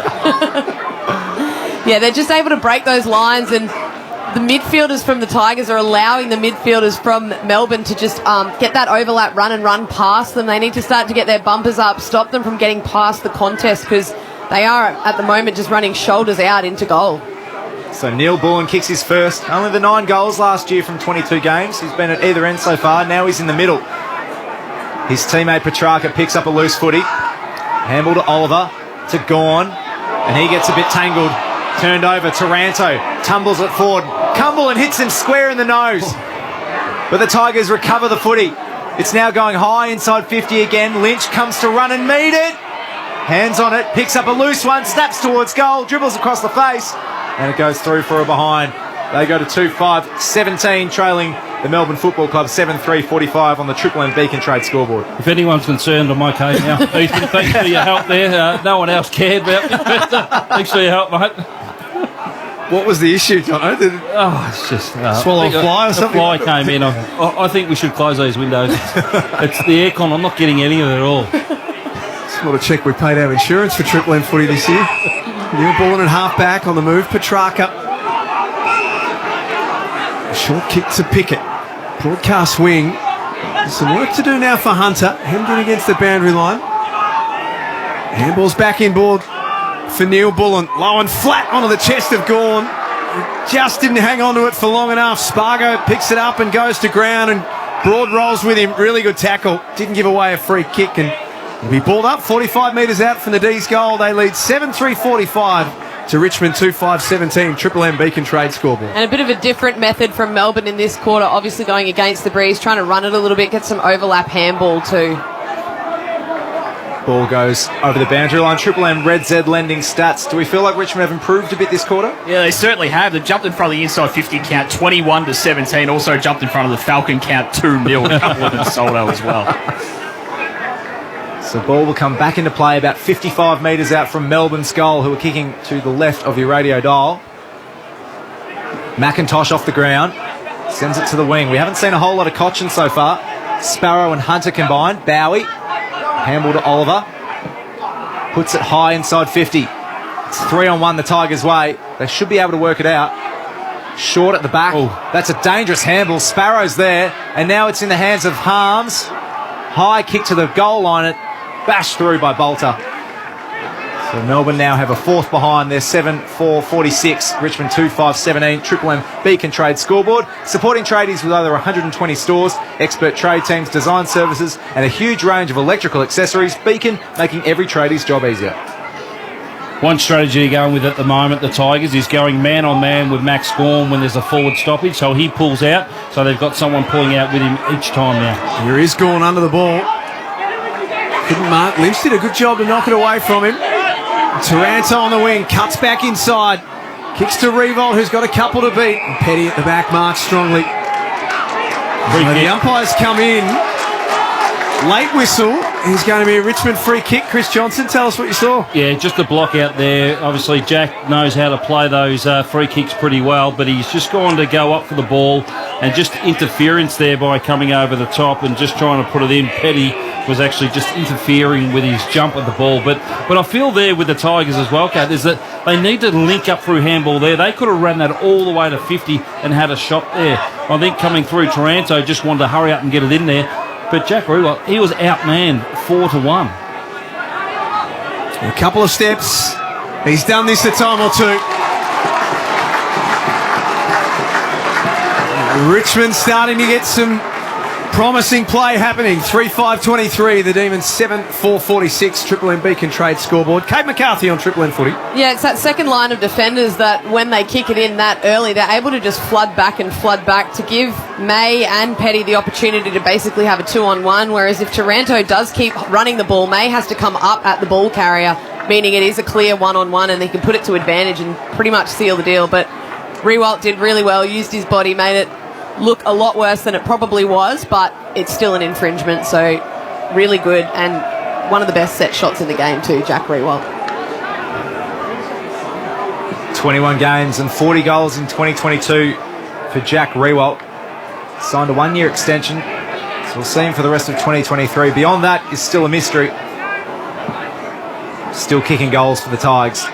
From McDonald's and Ream Hot Water, Triple M Rocks footy. Tigers win this one through Dow. Rioli's the target. That's Morris. In the hands of Brayshaw now. He's got Neil Bullen, who's all over the field. High kick to the wing. The ruckmen are there. as well as Bailey Laurie, who's won himself a free kick for holding. Ball in the hands of the D's. Haven't seen Bailey Laurie yet at the top level. Played 23 games last season in the VFL for Casey, kicked 23 goals. That sort of mid-small forward type. Jono is behind Spargo and Harms and some of those guys. Yep, seen him come through the NAB League when it was called that, and come through the Under-18 Championships. Running half-back, can play in the middle as well. And that small forward type at the same time. So he's very versatile. I reckon he can plug in anywhere within this team if there was a sort of a row of injuries in one of those positions. But the clearances at the moment leading in the favour of the Tides 5-2. Alex Bryant for Bob Jane Team Arts. Dion Prest, your update? Yes, he's sitting on the bench. He does have some ice. He's just grabbed some ice, had some painkillers. He's icing his left shoulder. He doesn't look too concerned, though. He has been having a laugh with some teammates, so that's good news. But Richmond obviously taking a cautious approach here, as you would. Yeah, I'm not sure you want to be taking too many risks with Dion Prestia ahead of round one, Kate. No, and especially not given his injury history. If he's still feeling some pain and they're not sure what it is, best to sort of rule him out for the rest of the afternoon and not risk. Obviously, round one only a couple of weeks away, and you want him at full fitness. Red Z lending stats. Bit of a history though for Dion Presti. His last 26 AFL games, subbed out 6 times with injury, including last year's elimination final against Brisbane. Very important to this new look midfield of Richmond. Prestia lining up with Taranto and Jacob Hopper. So Gawn and Soldo heads ahead. Cozzy Pickett gets his hands on the ball, does very well. Crafty footwork. Harms. Now Pickett again. He's got Langdon. Right foot snap. Right to the teeth of goal. McDonald's there. And Richmond see it over the boundary line for a boundary throw in right next to the behind post. It's Melbourne 7-4-46. Richmond 3-5-23. 12 minutes remaining in the second term on the Triple M Beacon Trade scoreboard. It's the voice of Will Ralston on Triple M Footy. Chris Johnson, Kate McCarthy, got all the expert comments covered. Ethan Meldrum with the Red Z lenders. Alex Bryant, boundary side. As we get 2023 underway on Triple M Footy for Ream Hot Water, built tough for Aussie conditions. When it comes to water heating, ask your plumber to install a Ream. The last game, from a practice game point of view, ahead of it's going to be a massive round one, and Richmond are going to start it off on the Thursday night against Carlton. Blues have got a couple of concerns of their own heading into round one, Kate. Patrick Cripps being the biggest of the lot. Yeah, there is a few injury concerns floating around the league at the moment. Obviously, the Blues have the least time to prepare for that as well, being the opening game of the season up against the Tigers. Sparrow's flying shot goes through for a behind. These go to 7-5, Richmond 3-5, Triple M Beacon Trade scoreboard. Triple M Red Z lending stats. Ethan, some of the new recruits. We've got Grundy, who's near the ball now, and Hunter, who's about to pick it up as well. How are the other recruits going? Yeah, well, Grundy with his 3 goals. Tim Taranto, though, for the Tigers as well. 8 disposals. 6 of them have been score involvements out of their 8 scoring shots so far. So he's doing a bit of damage, Tim Taranto, when he gets the footy. Good return from Taranto. D's have the ball. Hunter kicks it into the feet of Baker, and it's called out on the full. That's stiff. So Hunter gets the ball back right in front of the interchange gates. And Triple M's Alex Bryant on the boundary. So Lockie Hunter coming across from the Bulldogs for a future third pick. Harms now. Handball backwards to Oliver. Starting to get involved. Baker turns it over. Underground handball to Taranto. Doesn't have much to kick to, so he sends it high. Lynch is his target, but May got in front. Lynch did a good job of making sure he couldn't mark. And Cumberland has it just in front of the centre circle, I should say. Revolt could have given away a free kick. Umpire said play on. Got a handball off to Hopper from 45 metres out. He kept it low and misses off to the left. They were lucky that ended up in a score involvement there. Cumberland needed to give the first give. They had players running towards goal. Ended up trying to kick it way too far, and it came pretty much off the side of his boot. Rewalt probably infringed, but did well to bring it to ground and create a scoring opportunity as a result. Been a 50-metre infringement, though. Didn't see what happened, but it's brought Lever right out the centre half back. And Lever sends it further afield. It's now in the hands of Rivers. Keeps it low, looking for Gawn inside 50. He's got it. Beautiful bodywork from the skipper. And Max Gawn, who's already kicked a major in the first quarter, will line up for his second. He's about 35 metres out, directly in front. They've been struggling to keep Big Maxi under wraps here. He's taken a number of marks. This is his, I think, second inside 50, but he just looks like he's too powerful for anyone that's going with him. You can't really afford to just let him run and jump. You have to be able to stop that run that he takes to get up and fly at the footy. So a lot more body contact needs to be made with him before he has that fly. He's a premiership captain, 6-time All-Australian, 2-time best and fairest. One of the best CVs in the AFL. And Max Gawn has kicked his second major. That's now 5 for the new ruckman combo. Melbourne are now 8-5-53. Richmond 3-6-24 on the Triple M Beacon Trade scoreboard. And there's worrying signs for Richmond, are there, Jono? Yeah, well, he's a massive man. He's got massive presence. He plays a big part in any game of football he plays. He's an influence on the game. When you're around him, you've got to assume the ball is always going to go to him. He's a go-to man. Doesn't matter where on the ground, especially inside forward 50, you need to be able to get your arm across him, make sure that you're being able to contest it. The couple of marks that he's taken inside forward 50 have been uncontested marks. So there's no one been with him. They've all assumed that the ball's going to go somewhere else and no one's with him, but he needs to actually be better in front of goal as he was just then for the season 23. For McDonald's and Ream Hot Water, Triple M Rocks footy. The Demons push their lead back out to 29. It was as much as 36 at the start of this quarter. Richmond are starting to get their game going. Judson Clark drills a pass on the lead for Revolt. And Mark on forward 50 and he's handballed into the waiting arms of Langdon. Melbourne start to springboard forward. At the back, Rioli, Baker ran out of room near the interchange bench, and it'll be over for a throw-in. So we tick past 20 minutes in this second quarter here at Casey Fields. It just shows again that Richmond just struggling to hit targets across half forward. We've spoken about it a few times, Kate, and we're only halfway through this second term. They've got to run, they've got to carry, they've got to link up and get it long and deep. The tap from Grundy is sharked by Dustin Martin for the opposing side. Shai Bolton finds Broad. He's inside the centre square. It's a nice kick to Soldo, who meets it on the run. Looking inside 50. Lever's there. Well done by Short to pick up a loose footy. And now through Sparrow. The D's send it outside defensive 50, but it's straight back into the chest of Broad. Although the umpire spotted a free kick, and now Spargo has it. Which has caught Richmond out a little bit because they were all pushing forward. They thought it was theirs. Now they have to play catch-up. Spargo, big strong tackle. Broad got him and forces it out of bounds, outer side wing for a throw-in once more. Even though those last two entries, they probably went at the deepest 35 metres out from goal. We look on the other hand, Melbourne, all of their entries have been sort of within that 5 to 10 metre radius of the goal square. It just makes it so much harder as a defender to make sure that you're sort of accountable and near your player. Nankervis gave away a free kick. Petrarca takes the advantage. He's kicked off the side of the boot into the forward pocket. Didn't favour Brown, and it rolls out of bounds for a throw-in. It's a 29-point lead to the Demons. 8-5-53. Richmond 3-6-24. Triple M Beacon Trade scoreboard. And just on that, putting the ball there, it just makes it so much easier to rebound for Melbourne. So once you get the ball sort of inside that 20-metre radius, it's so much harder to get the ball from there past everyone and get it inside your forward 50. Inside forward 50 for the D's. The Tigers have the numbers. Onto the chest of Grimes, who's inside defensive 50. Handball to Baker.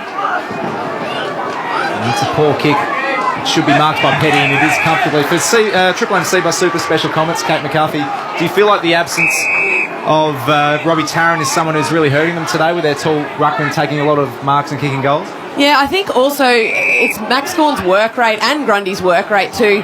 They're working really hard. They're kicking some of their goals when they're actually still playing in the ruck. So it means they're just outworking their opponent, their opposing ruckman, and getting free of them. Seabus Super making hard work pay off. Bouncing ball towards goal.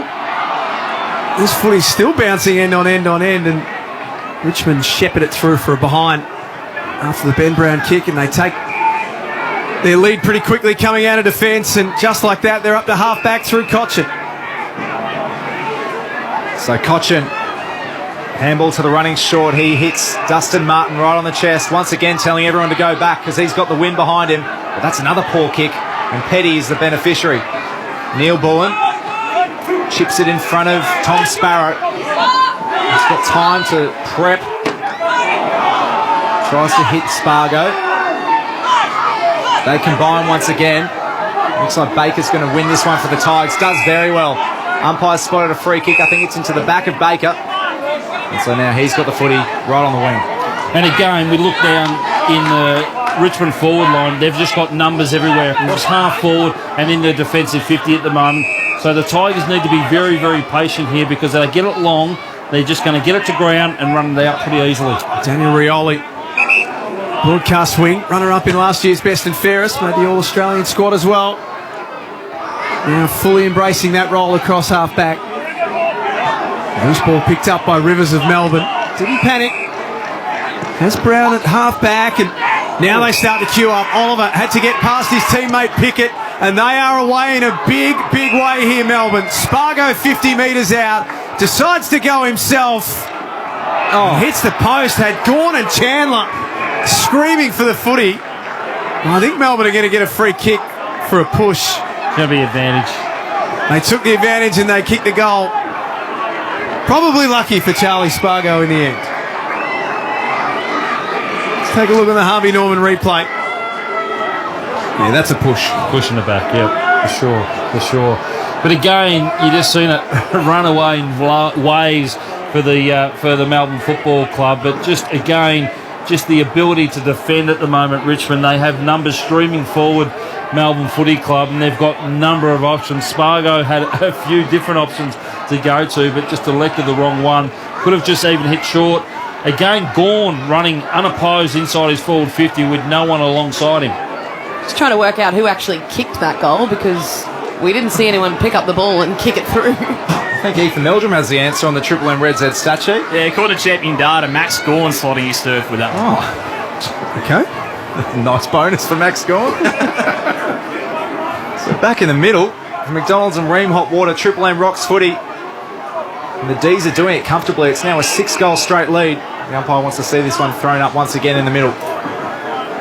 If you're just joining us, the new ruck combination of Gawn and Grundy, they've put 6 goals together, 3 apiece. And they've done most of the damage so far on the score sheet.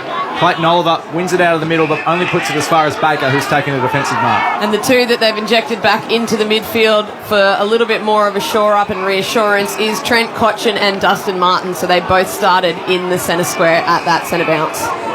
Brodie Grundy a bit slow to get up in the middle of the ground. Looks to be shaking it off. Taranto, what are his numbers, Heath? Tim Taranto, Red Z Lending. Tim Taranto, disposal number 11 there, 7 score involvements, 3 inside 50s as well. Brayshaw mops it up from half-back. Their exits are so clean, Melbourne. When they come out of defence, they don't panic. They just think their way through, and there's always someone for that short kick, Jono. It's just composure. Composure with ball in hand. They back themselves. They trust each other. One of those exits uncharacteristically poor from the D's, but Rivers is able to chop off the inside 50. So he's got Brayshaw short. I feel like we haven't seen a whole lot of Brayshaw so far, Ethan, for Triple M Red Z Lending stats. Yeah, just the 5 disposals for Brayshaw so far. Stephen May.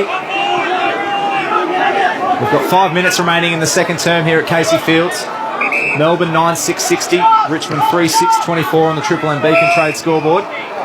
Holding free kick is going to go Richmond's way, and Curvis has the ball in his hands. I don't mean to harp on about it, but Richmond have actually had more inside 50s than Melbourne. So they've had the 29 inside 50s. Melbourne have had 23. They're going at 70% efficiency, though. The Tigers, 28%. So it's just showing again how their ball use, as this one goes inside 50 and is just intercepted by Stephen May yet again. That's why we pay the big bucks, Kate McCarthy. You see the game before it happens on Triple M footy. I wouldn't say it's that much. It's been happening all afternoon. Well, listen, just take the praise and be happy with it. It's hard to get here.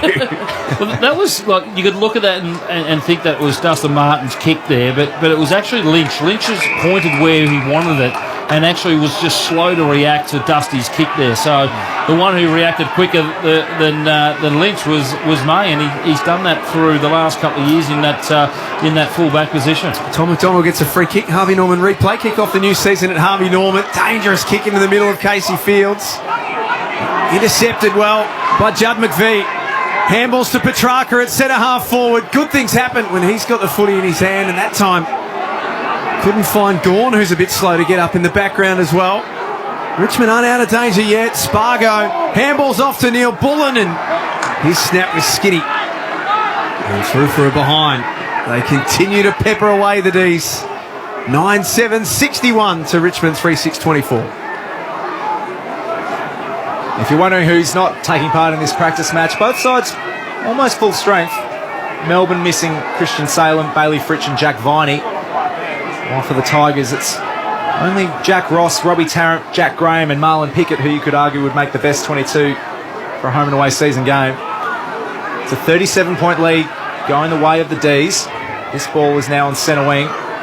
Cumberland tries to break a couple of tackles, and the umpire says it was one too many. The D's take the advantage. Brayshaw through the middle to Petrarca and Oliver, their three best players, you would argue. Back to Petrarca. He's got McDonald all on his own inside the centre square. Chip inside 50, and Max Gawn takes a nice mark on the lead. He's already kicked 3, and he's got a chance to kick a 4th.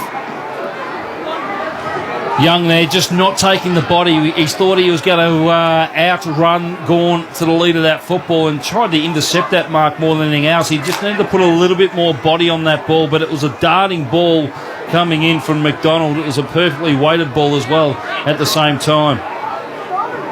With 2.5 minutes remaining in the second term on the Triple M Beacon Trade scoreboard, Max Gawn has a chance to extend this lead even further.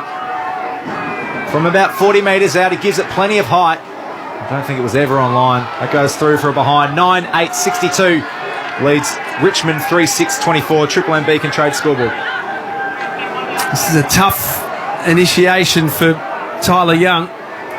He's either getting Gawn or Grundy, depending on who's ever is down there, and both big men are marking whatever they want for the Demons, Kate. Yeah, it is tough, but these are the games where you learn the most when this happens. You'll go back and you'll review the game with your coach and all the line coaches as well, and they'll be able to work on different little mistakes or different things that he can do to manoeuvre Gawn in a way that he wants to, rather than Gawn pretty much having free run and jump at the ball at the moment. 2 minutes remaining before half-time. The sun's starting to duck behind the clouds here at Casey Fields. Hunter has had a good first half. Chips a pass to half forward. Brown got out the back. Bolter made sure, though, that he couldn't get away, and takes him to the boundary line for a throw-in. Some more ball winners. Fred's Ed Lending, who's finding heaps of the footy this afternoon. Well, Lockie Hunter, that was disposal number 15 for him. Clayton Oliver, 15 as well. All being beaten by Christian Petrarca, 17 disposals, 7 scoring moments for him. Liam Baker leading the way for the Tigers with 15. So a bouncing ball to the wing in front of the interchange gates. It goes out of bounds. And I'll see it thrown back in. 3 goals apiece to Max Gawn and Brodie Grundy so far. So the boundary umpire, with 1.5 minutes remaining, throws it back in, centre wing. Then Curvis gets front spot in front of Gawn. Hunter for his 16th disposal. Underground handball to Brayshaw. Dow was infringed upon by Clayton Oliver in that marking contest, so he's won the footy. And Thompson Dow, 4th year in the system, 13 games he's played. Another trying to break into this Richmond midfield that's got stronger from what it was last year with the additions of Hopper and Taranto. 45 metres out from goal. Cumberland around the ball. Couldn't take it away clean. Cochin at the bottom of the pack. Picks himself up. Chris Johnson, Kate McCarthy, all of our Triple M Seabus Super special comments. Seabus Super making hard work pay off. The Tigers trail by 39 points. Petrarca at halfback just jams it on the boot. Gets it out of the danger area. Brown presents, and a couple of bites of the cherry, takes the mark and then was dumped after it, and that'll be Fitty. That's the difference at the moment, I think. their forwards for Melbourne at the moment, the tall forwards, are just getting their way a little bit in terms of actually giving a contest and being at the ground level or taking the mark. We've had Lynch a couple of times with the forward entries where he's just been outdone by May on a few occasions. Lever's been sweeping across there, but Brown, that was a great contested mark. Frustrating day for Noah Bolter. Ben Brown keeps it low, puts it inside 50. Oliver plays for a free kick and doesn't win one. Spargo from 50 metres out, short kick, intercepted by Trent Cotchin. What are his numbers like for Triple M Red Z Lending Stats, Heath? Yeah, he's been quiet. This is disposal number 4 for Trent Cotchin. Even there, Tom Lynch is completely out of position. He's running back towards goal when a player's under pressure and has the ball. You need to at least be that kick away so that you can compete exactly where Ben Brown was when he took that mark. Just that kick away, able to compete, maybe get a contested mark, but at worst, bring it to ground. One last chance for Melbourne as the clock ticks down. They kick towards goal, and there's the siren, which you can hear about 25 kilometres away here at Casey Fields. At half-time, it's the Demons in control. They lead 9-8-62 to Richmond 3-6-24 on the Triple M Beacon Trade scoreboard. Supporting tradies with over 120 stores, expert trade teams, design services, and a huge range of electrical accessories. Beacon, making every tradie's job easier. Demons in front for McDonald's and Ream Hot Water. Triple M, Roxford. That quarter for Beacon Trade, supporting tradies with over 120 stores, expert trade teams, design services, and a huge range of electrical accessories. Beacon, making every tradie's job easier. For Ream Hot Water, Triple M rocks footy. built tough for Aussie conditions. When it comes to water heating, ask your plumber to install a Ream. Triple M is your home of the Marty Sheargold Show. Jeez, I love beer. Can or bottle? I feel like I drink a bit more aggressively out of cans. Yeah. Yeah, because it's hard to suck from a glass bottle because it doesn't, the air doesn't. No, but you know what I mean? Yeah. But the glass bottle goes. You made it better. Turn the lights off. Just doing the sucking sound. The Marty Sheargold Show. Weekdays from 6 on Melbourne's 105.1 Triple M. Get Aussie Broadband Mobile with all SIM coverage and super speeds. Have you tried a natural and sustainable source of energy to power you through the day? Try Melrose MCT Oil Brain Power from Chemist Warehouse. With a powerful blend of unique superfats, it quickly converts directly to energy and acts as an alternative fuel for the body and brain. Plus, it's keto-friendly. Get a surge of energy with Melrose MCT Oil Brain Power 500 mils, only $16.99 at Chemist Warehouse. Chemist Warehouse. Great savings every day. Approximately 2 biomedical research papers are published every minute. To keep up, health professionals would spend more time searching for evidence than applying it. That's why I'm changing it. My name's Professor Dragonilich, and I'm researching ways to identify which ideas for diagnosis and treatment actually work, so future health workers can manage their patients more effectively. I bring this research into Monash Online's Master of Public Health. Study public health online.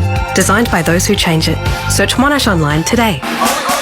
Where do I get my outdoor gear? Where do I get my outdoor gear? Aussie Disposals, it's all here. Aussie Disposals, it's all here. Aussie Disposals Super Saturday one-day sale. Save 20 to 50% store-wide today only. Big brands, bigger savings. Call the family. Call your friends. Call everyone. In-store and online at Aussie Disposals. Some exclusions apply. Aussie Disposals for your outdoor adventure. Mum and I want to chat about your performance. Yeah? You're averaging just 1.7 loads of washing a month and a cleaning differential of -10. We need more bin disposals. Let's see some improvement, or we'll hit you where it hurts. The pocket. A simple do your chores would have done it, but okay. Get 12 months of KO Basic with a new Telstra home internet plan. It could change your life. For Telstra personal customers taking up a new home internet service, roll on to KO Basic standard month-to-month fees after offer unless you change or cancel. Must sign up via Telstra. You can't go past the IGA Big Deal Sale for great specials right across the store. Like Omo Expert Laundry Liquid 2 litre or Powder 2 kilo, selected varieties $14.50 each, half price. Now at your local IGA. Offer ends March 7. Participating stores only. Excludes IGA Express and local grocer. Could you be the lifeblood for the 1 in 3 people who'll need blood in their lifetime? Search Give Blood and book your donation with Australian Red Cross Lifeblood today. Give life. Give blood. Meet Ezra. Shh. Oh, sorry. With a family asleep, he likes to use his nights to get on top of his tomorrow. It's my me time. And tonight, it's his re-time. Refinancing? Who knew it would be this easy? With Macquarie Bank, you can get a home loan quote in 3 minutes. And with rates on the move, it's a great time to make the move. So get ahead of your tomorrow and find out in minutes what refinancing could save you. Search Macquarie Home Loans or call your broker so you too can say, I bank with Macquarie. Lending criteria, fees and T's and C's apply. Shut up! Triple M Rocks Footy. This halftime break for Mitre 10 Trade for expert advice and a job done right first time. This is the halftime break for Mitre 10 Trade here at Casey Fields, where it is the Demons heavily defeating the Richmond Football Club at halftime. It is 9-8-62 for the D's. Richmond 3-6-24. Disappointing so far. I'm joined by Kate McCarthy and Chris Johnson for the Triple M Seabar Super special comments. And Jono, for the ruck combo of Gawn and Grundy, all eyes were on it coming into this game. It's hard to see it in anything other than a resounding success so far. Yeah, it's a good return, bringing somebody in and letting the young fella head out, and bringing someone in with the experience of Brodie Grundy, with over 170 odd games underneath his belt, and it just looks like that's working perfectly up forward. And as well, it gives Max a more opportunity to spend more time inside the forward line, which then comes in to the back of his career, Kate, where it actually gives him longevity now. He doesn't have to spend long minutes on the ball, running around, putting K's into his legs, which then will put on maybe a season or 3 seasons onto his career when he starts to come towards the back end. But it's all been one-way traffic. The decision-making's been big for me this afternoon, where I reckon Melbourne Football Club have just been using the ball better by making the correct decision, lowering their eyes when they need to, kick it to space or to advantage when they need to when they're going forward. So I think that's what it comes down to. And I think what we haven't given credit to is the midfield of Melbourne Football Club, putting pressure on the Richmond midfield, because they can't get a clear kick forward and can't get it to their half-forward line or deep inside their forward 50 because of the pressure coming around the midfield of the Melbourne Football Club. New look Tigers midfield, Kate. Do you think they're doing okay? They're getting inside 50 a bit, but as Jono's alluding to, it's under a fair bit of pressure. Yeah, that's exactly right. And I think they need to up their defensive work rate as well, because contest to contest, they are getting outworked by the Melbourne mids. You see, as soon as the ball clears that first contest, it's Petrarca, it's Oliver, it's Langdon. They're all at the fall of the ball, and they're next to either impact that next line or get the footy themselves if it comes to ground. So they are being outworked at the moment. I think they are still working out how each of them play and who's going to play what role, I would say. But Tim Taranto's looked red hot in there as well. Some really classic passages of play from him. But yeah, it's that forward connection, that forward half connection that just hasn't quite come together for the Tigers. And I think you called it, Will, that that key defender that Richmond are down today with Tarrant not out there, I reckon just shows you where their depth is with the key defenders at the moment. So I reckon that's a massive struggle,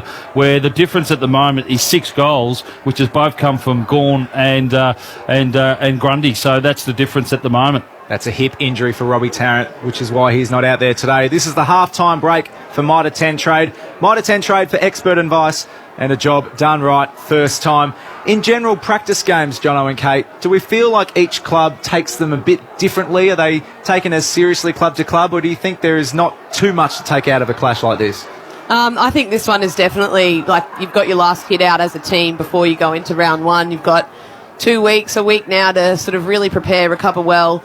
This is a full dress rehearsal, in my opinion, for how you want to play, and does it work? Does the work that you've been doing all over pre-season and the little tweaks that you may have made to your game style or the players you've picked up or the youngsters that you want to play, does it actually work? And is everyone on the same page? What needs to change before round one? Because once you get into round one, and obviously they've got a nice passage to build all the way through to the final round, but yeah, this is as close as you get to the round one footy.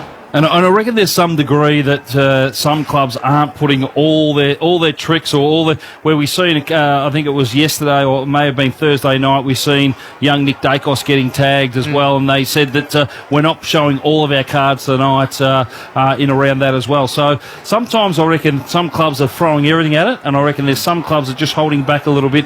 They know that they can call on certain players or certain groups that can actually then lift the bar another level when it becomes round one. Alex Bryant for Bob Jane Team Marts. Bob Jane Team Marts have great buy 3, get 1 free plus instant cashback deals. Call or order online today. T's and C's apply. We had one injury concern for the Tigers down there, Alex. Yes, Richmond has confirmed that it's actually a strained pec that Dion Prestia has, and he'll be taking no further part this afternoon. He is still on the ground, though, and he's walking around the fence signing some autographs. There you go. Good to see Prestia out and about. There's a lot of Tigers fans here at Casey Fields. We imagine more than half of the supporters here today are supporting the the black and yellow army, I should say. Choice hotels around the grounds. Whatever your reason for travelling, you'll get the lowest price guaranteed when you book direct at choicehotels.com. So go ahead and book it. Ethan Meldrum, what are some of the other clashes that have taken part so far today? Yeah, so far today, Giants 45 points over Gold Coast. We know Gold Coast probably pushing for top 8. Giants down the bottom of the ladder last year, so that is a bit of a surprise result, you would say. Josh Kelly, 36 disposals. Tom Green, 34 disposals. Dominant in the midfield, of course. Ben King's first game back since August 2021 with his ruptured ACL from last year. Kicked just the 1 goal, but good to see him back out there. The other game today, down at Icon Park, Western Bulldogs v North Melbourne. Dogs winning as you'd expect, 58 points to margin there, 143 to 85. Big game from Tom Liberatore, 33 disposals, 2 goals, 32 for McRae. Jai Simpkin, first game as co-captain, 31 disposals, 1 goal, 1. Beautiful work on the Red Z lending stats from Ethan. This is the halftime break for Mitre 10 Trade. Mitre 10 Trade for expert advice and a job done right first time. In the halftime break, Chris Johnson, new to Triple M Footy, we do a segment called the Amy Clangers, where we take a clanger from either in the commentary box or on the field. We listen back, and what did we like in the first half? It happened in the 17-minute mark of the second quarter. Oh, I reckon they used their leg speed a little bit in the middle of the ground.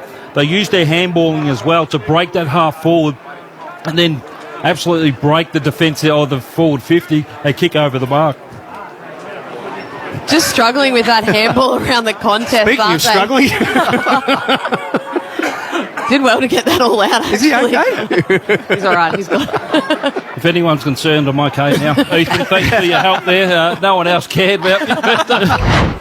Apologies, Jen. I was told to explain it to you. I didn't do a good enough job because you thought I was throwing to. Yeah, I did actually. All good. I'll learn. I'm a quick learner. I'm a quick learner that no one cares in this box.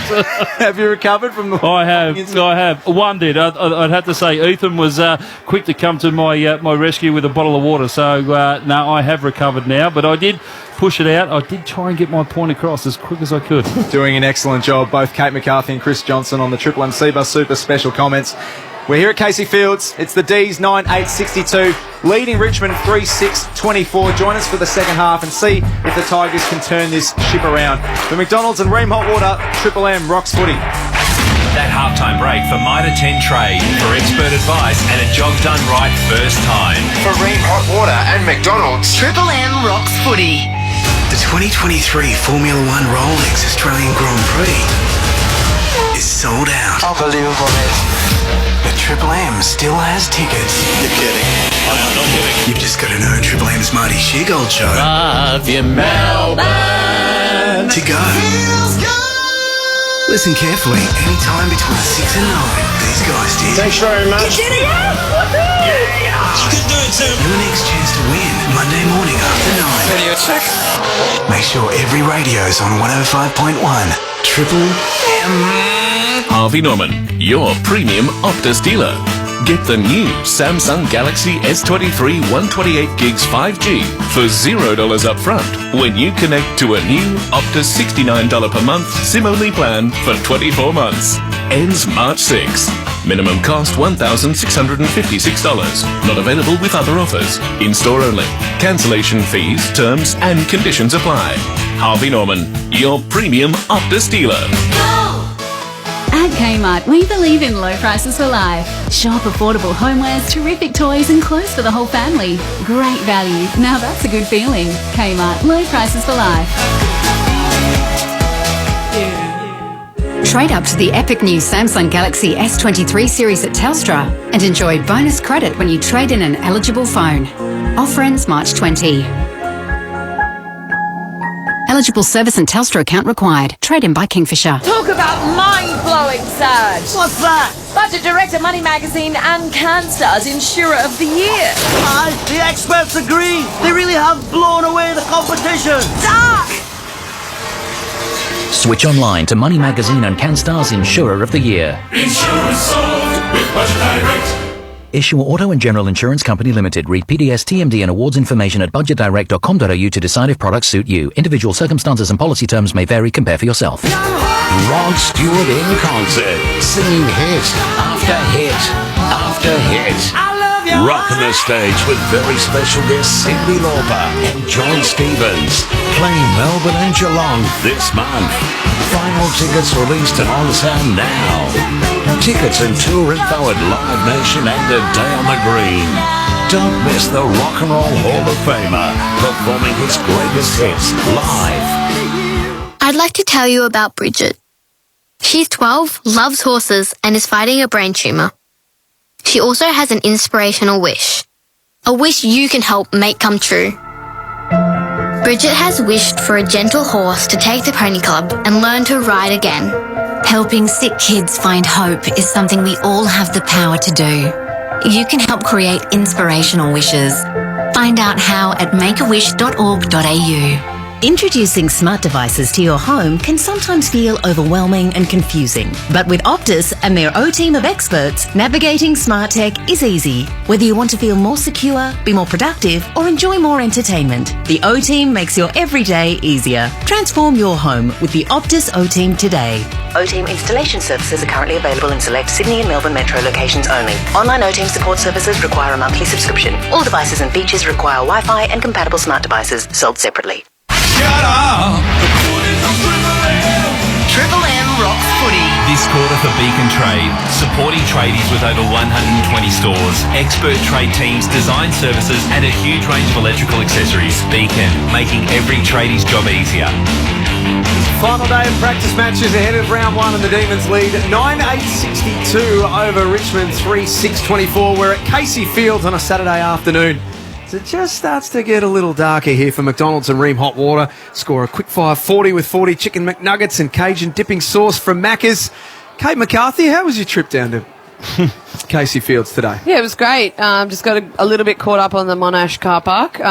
There was a little bit of an accident there. Apparently someone's car was on fire, Heath. Have you bothered to check if they're okay or anything like that? Well, by the time I got through, it was significantly delayed, and I don't think I've ever rolled into a game later. People probably think I'm getting a bit confident now that I've been on Triple M for a few years and I'm just rolling in at the start, but I do take my preparation very seriously, so that was quite stressful. What was your comment? You were the one that said, well, you know you're late when the players are out on the ground already. That was a telltale sign for you, unfortunately. Yeah, it was. You know, you don't want to be coming in that late. People will start thinking that you think you're Brian Taylor or something like that. So, careful. Yeah. That'll get back. Careful. That's going to get back. Third quarter not too far away for Beacon Trade, supporting tradies with over 120 stores nationwide, expert trade teams and exclusive trade services, a huge range of lights, fans and electrical accessories, making every tradie's job easier. Beacon Trade, let's make light work. Ethan Meldrum, take us through what's gone on today, if you could, please. Yeah, certainly. Giants 45 points over Gold Coast are the early game today over at Blacktown. Western Bulldogs 58 points the margin over North Melbourne, probably the margin to expect. Ben King probably returning for Gold Coast, the headline out of today. First game back since August of 2021. Gold Coast, just on them for a second. They lost today, which I think we're all a little bit surprised by. A lot of talk that maybe this is the year that they finally do start to push up into the 8 and knock on that door of finals footy. Can you see that happening, Kate? I hope it does for the club. I mean, they were so close last year. There was sort of midway through the season, it looked like they were going to push and get their first finals berth. But, yeah, they're pushing well. I think they'll know their systems a lot better this year. And obviously having faith in Stuart Dew, I think hopefully that pays off for them because they've really backed him in over the past few seasons. And I'm really excited to see what Matt Rowell can do coming back. He obviously last season was still overcoming a few of his injuries, and I'm excited to see how he gets to work, and he just looked great in the midfield today. Just knows how to use his body.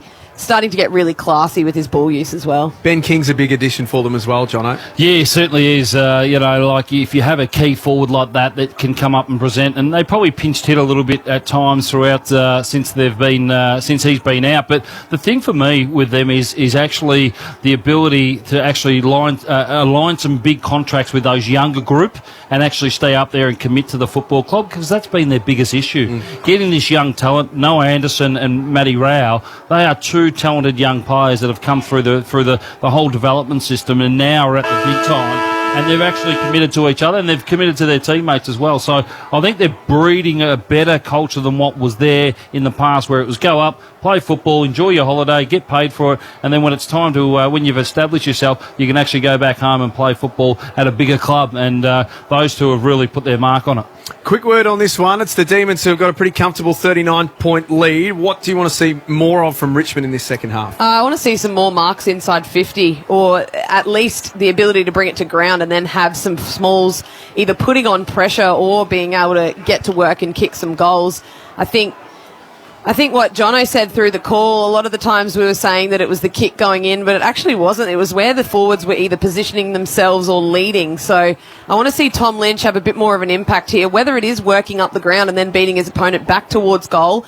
Do something different, because standing out the back pointing is not working at the moment. And their midfield group, isn't it? It's they haven't been, as you mentioned a few times, Kate, in that second term, is the pressure of them, their defensive acts not really happening at the moment. And it just looks like, to me, that they are a little bit fumbly at the moment, the Tigers, at ground level, and they're not coming clean up with the ball, which then gives them another 3 or 4 seconds to dispose of that ball by foot or by hand. So we won't see Dion Prestia again today. It shouldn't be anything too major, we have been told. But we're back in the middle for McDonald's and Ream Hot Water, Triple M Rocks footy. And through the middle, it's Bolton for the Tigers, who'll send it deep and long, looking for Lynch. May gets front position, does well. Now Lynch gets his ball back and he kicks the opening goal of the third term just like that, outside of the right foot. It was in the goal square, and he's done well to kick the Tigers fourth. They go to 4-6-30. 32 points behind the D's, who are 9-8-62 on the Triple M Beacon Trade scoreboard. Well, tick there, clearance inside forward 50, quick. Don't allow the defenders to set. Again, Lynch, bit concerning here, playing behind it once again. Was able to get it bounced the right way. Good thing was that he did contest and bring the ball to ground level, kept himself in the contest. So a couple of ticks there to the Tigers, a clearance and inside forward 50, long and deep. And Red Z Lending stats tick for Shea Bolton as well. Just the 4 disposals to half time. No score involvements, no clearances among those stats. Ticked off both of those with that first play. Red Z Lending, loans for the self-employed, REDZED.com. A good start for the Tigers. A bit of professional pride's got to kick in as well for them in this second half. McDonald's and Ream Hot Water, Triple M Rocks footy. Sparrow wins the clearance and bangs it long inside Melbourne's forward 50. Rioli back first though for Richmond. That's Daniel Rioli. Can't keep that ball in. It'll be thrown in. Well, we haven't been seeing his running carry and creativity off half-back either. So they're not really playing at 100% at the moment, the Tigers, what we know or how they can play. So a couple of things if they can adjust, but certainly the Demons are really fine-tuning. Grundy took it out of the ruck and then kicked with the outside of the boot. Bolter accepts, bounced off his chest. Floston picked it up. Got a handball away, and now Richmond can reset. It's with Baker in the back pocket. Baker's got McIntosh. Rioli by hand, now to McIntosh. Turns down a few options and then sends it high looking for Rewalt. It's front position, can't bring in the chest mark. Shorts on the ground. Throws it up and eventually it's turned over. It's now in the hands of Langdon. Tumbling kick inside 50. Should be pretty easy for Baker to mop up unless it goes out of bounds. Sits up momentarily. And now he can spread it to the outer side. Good switch too. Puts it right onto the chest of Judson Clark. He's got a really nice left foot. Runs and carries and then picks out a target. Here's Bolton on the wing. This build-up's been good from Richmond. They flare out wide to Lynch. Demons are just too good getting back. They've got 4 extra numbers in their defensive 50 already. Gawn being one, Bowie being one as well. So they're just really pushing back hard. Is that why that kick had to go out wide, Jono? They had nothing else ahead? They lifted their eyes up, nothing there, but all they could see was a sea of red and blue jumpers. They managed to pick out Baker, who's 55 metres out from goal. If he was kicking at the other end, he might be half a chance. The Breeze certainly favouring that. They were patient. And eventually Jacob Hopper marks under a bit of contact from Oliver. And the man on the mark, 47 metres out from goal. As they kick to the, I think we decided we're going to call that the Berwick Cranbourne Road end. That sounds really appealing, doesn't it? Just picture it as the left of your radio dial. That's probably easier. Hopper. Go the handball off to Baker, so we're back where we started. It won't make the distance. Gorn in the goal square. They're going to pay that a mark. That's fabulous from the skipper. He's looking sharp so far, is Max Gorn. Brayshaw out of the fence finds Spargo. Tucked into the boundary line. McDonald's the target. Well spoiled across the face of the pack from the Demons defence. Red Z Lending Stats. That was a fourth contested mark for Max Gorn. Same amount as Richmond as a team have had for the day. Wow. It's young Tyler Young. Debut season in the VFL last season for the Tigers. From the boundary throw-in, Gorn combines with Petrarca. Spargo to Sparrow. Now Langdon breaks 50. Short kick looking for Petrarca. Hits him, plays on, runs into an open goal. Handball to McDonald. He kicked the first, and now he's kicked the latest for the D's. They go 10-8, 68. Convincing leaders over the Tigers, who are 4-6-30. 38-point margin early in the third term on the Triple M Beacon Trade scoreboard. Yeah, just the speed at which that cleared the contest. The footy was moving way too fast for the defenders for the Richmond Football Club being able to do anything about it. That's the difference in the two teams at the moment. That midfield pressure, they just strolled straight out the front door of that contest and had no real vigour or aggression to put any pressure on the ball carrier. As a result, do what they want, raffle it, whoever kicks the goal kicks it. Well, as the ball went inside their forward 50, they were actually outnumbered the Tigers defenders. There were 6 forwards and only 4 defenders. So, like they're doing in the back half, they've done in the forward half as well. Chris Johnson and Kate McCarthy, all of our Triple MC Bus super special comments, making hard work pay off. The Demons get that back out to a 38-point lead. And they're going to get a free kick from this centre clearance. Alex Neal-Bullen to take it. From McDonald's and Ream Hotwater, Triple M Rocks footy. They play a lot of games at the MCG, Melbourne. Wide open spaces, the ability to make the ground big, Kate. You could see them being a massive threat if they can get the game played at this sort of pace. Yeah, definitely. You can see their ability to just chain the ball out of the midfield, and if the other midfielders aren't going to go with them or defend them, they're just going to run all over the top of you. Bolter can't clear for the Tigers. Langdon had to wait for the bouncing ball. Got a handball to Rivers, then got it back. Kicks hurriedly against the boundary line. Pickett, right place, right time. Makes it look easy. Kicks his first from the top of the square, and the goals just keep coming for the D's now. A game-high 44-point lead on the Triple M Beacon Trade scoreboard.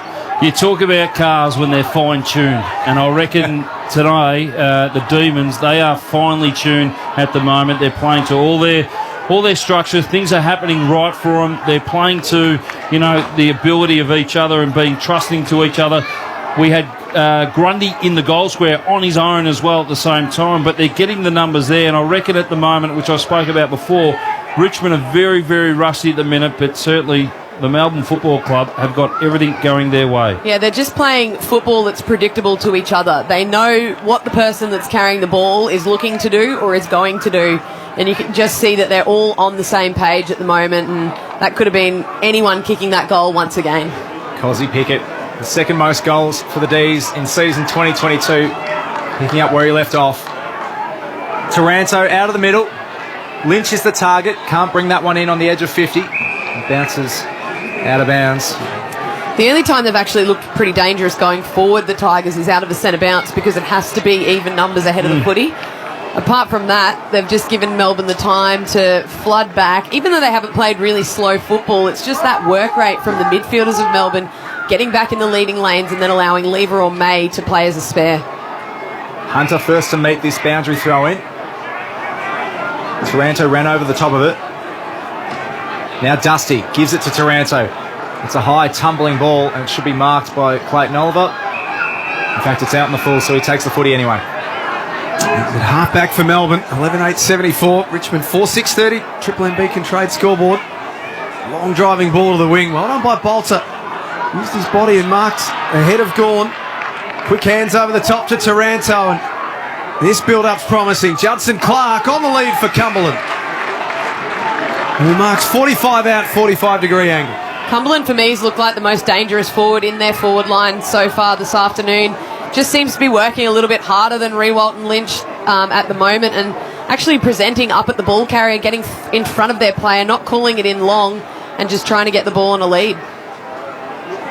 He goes a long way back, as Will said. It's a unique setup for Noah Cumberland. Some forward steps and now some side steps. And he's going to kick the guts out of this Sharon. And through for another behind. He thumps it. Just not accurately today. That's his third behind. So Stephen May. Ball in hand from the goal square. Finds Rivers short. 74 plays 31 here at Casey Field. That ball from Rivers bounces in front of Ben Brown over the boundary line in front of the interchange gates. I reckon that forward entry for the Tigers was probably next to the forward entry we've seen in the first quarter or second quarter into Dusty. So they've only really had two genuine forward entries, and I reckon that was a good build-up. So a good sign there for the Tigers with that entrance. Grundy blind handball looking for Petrarca, but it's picked up by Morris Rioli. Low ball inside 50 at the feet of Jack Rewalt. He can't pick it up. Dusty to Cumberland. Met in a strong tackle, but he managed to break it. Spins left and right. Well done by Cumberland, looking for Bolton by hand. Now it's taken by Judson Clark. Back to Bolton. Right foot snap on goal. Towards the goalpost. It's still in play. Handball backwards by Rewalt, and it's cleared by Rivers. They've done well to get out of jail, have the D's. They sure have. Richmond squandered 3 opportunities to kick a goal. Brayshaw dispossessed by Baker. His tackle on the wing. And inboard Rioli goes to Dow. It's just not happening for them forward of centre at the moment, Kate, Richmond. Yeah, just that was a bit of a comedy of errors, wasn't it? There was so many things that were just ever so close to working out. Even that little kick that went inside to Rewalt, if that was slightly further up, he would have taken the mark to have a shot. Then Bolton, I thought he was going to slot that snap around the corner, didn't have the legs on it. Cumberland could have kicked one, and so could Lynch if he took the mark. Well, maybe this is their chance. Thompson Dow was paid a 50-metre penalty, so it's been taken to 35 metres out, directly in front. That's more like it. The Tigers get their second of the term. Thompson Dow kicks his first of the afternoon. They're 5-7-37. Melbourne 11-8-74. Triple M Beacon Trade scoreboard. It's just the over finesse, isn't it? We know the Tigers like to do that, and we assessed that pretty much early in the first term, where they were over handballing quite a bit, and they're doing that inside their forward 50.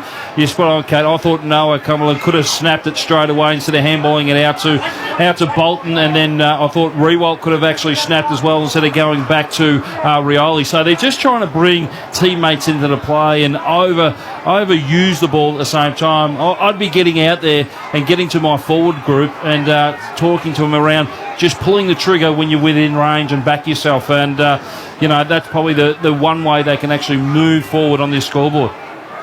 74 plays 37.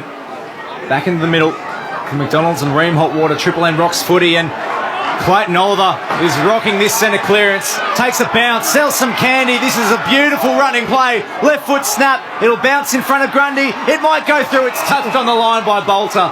That would have been electric had it sailed through. Alas, it's just a minor score. 11-9-75 now are the D's. Richmond 5-7-37 on the Triple M Beacon Trade scoreboard.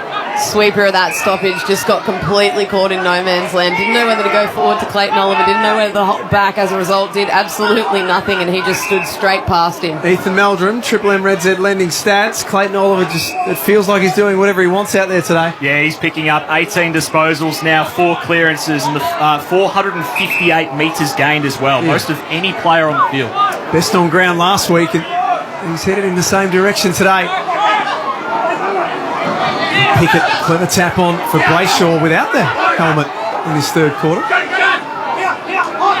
And Floston gives it to Baker at halfback. Kicks from a standing start, gone underneath it.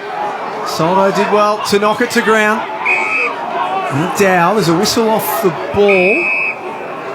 Now that there's four of them, it's hard to work out who actually blew the whistle. And the Tigers free kick. And Taranto marks just forward of centre. I think Baker's been really good this afternoon. Just not afraid to actually kick the ball and take some territory and get it in long, which we haven't seen a whole lot of from a lot of the Tigers players. Taranto to Grimes. It was an ugly drop, but it didn't matter. Now the Tigers are inside 50 and into the hands of that man Baker on cue. Well done, Kate. She's called another one as that left foot kick sails through for Richmond 6th. They're 6-7-43, trailing the D's 11-8-74. Triple M Beacon Trade scoreboard. Yeah, it was just that. It's just that ability to actually kick the footy, and it's exactly what you said before, Jono. Just take the initiative, tuck the ball under the arm and say, I'm going to have a shot at goal. And even that kick going into Grimes, that should have been a mark there to Jaden Short. He spilt the lollies, and then Liam Baker was the recipient on the end of it. But it's that should have been a mark, should have been a set shot at goal, and those little mistakes inside 50 are what's costing them. Well, in that play, we had two players spill the mark where it was just an uncontested mark quite easily. So that's the pressure. They know that they're behind on the scoreboard, and then it just builds and builds. But you're right, Baker's just taken it to the next level, and he's actually taken the responsibility upon himself there. Yeah, Red Z lending stats, Liam Baker, number one ranked player for the Tigers now, 22 disposals, most for them as well as that goal. Stick around after the game. Kate McCarthy will give you tonight's Tats Lotto numbers for those who are playing along. The McDonald's score a quick fire 40 with 40 chicken McNuggets and Cajun dipping sauce from Macca's. And for Ream Hot Water, Triple M Rocks footy, that bounce probably should have been recalled. It wasn't. Hopper breaks away from the middle of Casey Fields. Long and direct. And Curvis hit the pack late. Brayshaw waiting down. His handball was hot. Put Lever under all sorts of pressure. The umpire shows a bit of leniency and we'll get a ball up. Alex Bryant for Bob Jane T-Marts. Yeah, you're wondering where Brayshaw's headwear was. It was actually in an ice bucket because, you know, it's pretty hot down here. Not everyone's in the aircon. In an ice bucket? It'd have to be a pretty big bucket because he's got a big melon and that melon's pretty big. In the meantime, it was actually in the ice bar. The Tigers have snapped a goal from nothing, and it's Short that will be the recipient of that major from the clearance. It was a nice snap, and the Tigers kick two in a minute. It's now 49 plays 74, starting to mount a mini comeback as we look on the Triple M Harvey Norman replay screen. He was falling over. It was like a soccer striker. Just evaded the major goalpost to go through for a 6-pointer. So we're now back to a 25-point lead Melbourne's way. That's on the Triple M Beacon Trade scoreboard. Just another subtle drive by for Brayshaw then. He did completely lose his play at that stoppage. That was his direct opponent. Short just put a tiny little move on him at the stoppage and did lose him and got through, and the ball ended up in his hands. And it looked like a drop kick almost, didn't it? Yeah. Super Rules, 9-pointer. So Gorn and Soldo in the middle. Clayton Oliver again, who's putting together another A-class performance.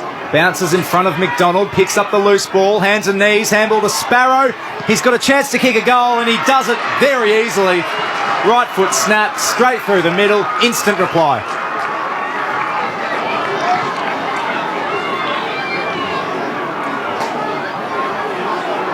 (12-8-80), back to a 31-point margin. Richmond are 7-7-49. Triple M Beacon Trade scoreboard. Supporting tradies with over 120 stores, expert trade teams, design services, and a huge range of electrical accessories. Beacon making every tradie's job easier. Dylan Grimes just overran the ball a little bit. Was a bit in between. Wasn't sure whether to dive forward and take the mark, but couldn't keep it in front. And McDonald, who was probably out of position, luckily got the ball in his hands and gave the handball off. But the polish, just the finish from Melbourne, so much classier with their shots on goal and their ability to just take the initiative and have a shot. Kate McCarthy and Chris Johnson, all of our Triple M Seabus Super special comments. Seabus Super making hard work pay off for McDonald's and Ream Hot Water. Triple M Rocks footy. As Will said, the Tigers had started to mount a mini comeback, but Melbourne put an end to that one pretty quickly as Grimes marks inside defensive 50 for the Tigers. It's 2 stoppage in a row now that Tom McDonald's been caught behind his defender, something that they probably wouldn't be super happy with. 80 plays 49. Midway through the third quarter. Beautiful sunny Saturday afternoon at Casey Fields. A little difficult to get here for some, but we're here now and we're enjoying it. Rivers off by a hand to Neil Bullen, who turns and goes 65 metres out. Great kick to the advantage of McDonald, who might have got a free kick for having his arms chopped. Umpire said play on. And Grimes drives Brown into the turf with the footy. And he'll be balled up right forward pocket. Well, he was in the right position that time, but just couldn't clunk the mark. Much better, though, from him playing in front of Grimes and leading out at the ball. McDonald goes up against Soldo. Petrarca's in the pocket, tries to strike it like Lionel Messi. But it's cleared out of defence by Broad. Looking for Short. He's tangled out there with Bowie. And the Demon picks up the loose footy. Finds Harms. He can run to the edge of 50. Puts it to the hot spot. Brown is there, as is Petrarca, but it beats all of them. Sails over their heads, and it's out in the full. And they're little things that are just going wrong for Richmond. We see Baker running out there, Short rather, running out there and just losing his footing completely, and it becomes an uncontested ball. It's certainly without a doubt, that Melbourne have been getting to the uncontested ball a lot more than what Richmond have. Whether that's leg speed, whether that's energy-wise, not too sure, but it's certainly evident that Richmond can't get to the loose ball. Ethan Meldrum, Red Z Lending, what are the numbers telling us? Yeah, uncontested ball, plus 28 in Melbourne's favour. John all over that. Red Z Lending, loans for the self-employed, REDZED.com. Bolton with a couple of bounces down the outer side. He tried for the cute chip over the top. Lever saw it coming, got a hand on it, knocks it out of bounds for a throw in at right half forward. There's another example. Normally, Bolts would there be able to hit that target quite easily, but just the nous and the smarts of the Melbourne players at the moment are far ahead of Richmond. Melbourne coming off a 59-point win last week in an organised practice game over St Kilda, and have looked every bit as good today. Rioli's handball intercepted by Bowie. Here come the Demons straight up the middle. Cozzy Pickett, he's got Spargo. He's already kicked one in the first term. He's probably just out of range. McDonald's short. Brown's long. Spargo almost goes himself, but it's going to be a free kick, and it might be on the goal line. He was flattened by Grimes. No, the free kick is coming back to the edge of 50, and Spargo will take it. Well, it's lucky that he gets another go at that, because didn't really make the right decision there, did he? Well, I thought he was going to pass it, and then he played on, and then he thought, I'm in range here. I'm going to pull it. I think he played on to sort of, all the leads were going, though, to his left leg, so there's no reason why he probably should have played on, because he just made the angle of the kick even harder. That time he passes it, and Ben Brown has been adjudged to have juggled it over, I believe, although all three umpires are going to confer. Good opportunity here for the D's to actually work on some forward 50 craft here, see what's been working over the summer. They lead 80-49. Triple M Beacon Trade scoreboard. Petrarca left alone at the stoppage. This is just not something that you want to be doing. To Rivers, keeps it in. Clever banana kick to the hot spot. This is where Richmond have had a few issues dealing with this type of ball. Baker against the boundary line to Floston. Kicks it back inside, and Melbourne can reload through Lever. On the point of the centre square is Brayshaw. Ugly kick going forward, Jono. No, I think the kick was right. I thought the Melbourne player thought someone else was going to get it, and then they both end up leaving it. So the Richmond player had the eyes on the ball rather than the Melbourne player. So Cochin has the footy now for the Tigers. He's got Daniel Rioli. A little bit quieter than we would have hoped for. Broad tackled out of bounds by Rivers. It's a boundary throw-in. How is Daniel Rioli's day so far for Triple M Red Z Lending, Eve? Daniel Rioli, 17 disposals, only 236 metres gained. That's well below his season average from last year. Ethan Meldrum, Red Z Lending. Chris Johnson, Kate McCarthy on all of our Triple M C-Bus Super Special comments. Alex Bryant, boundary side. Will Ralston just enjoying himself this afternoon and doing it beautifully. Clayton Oliver and Taranto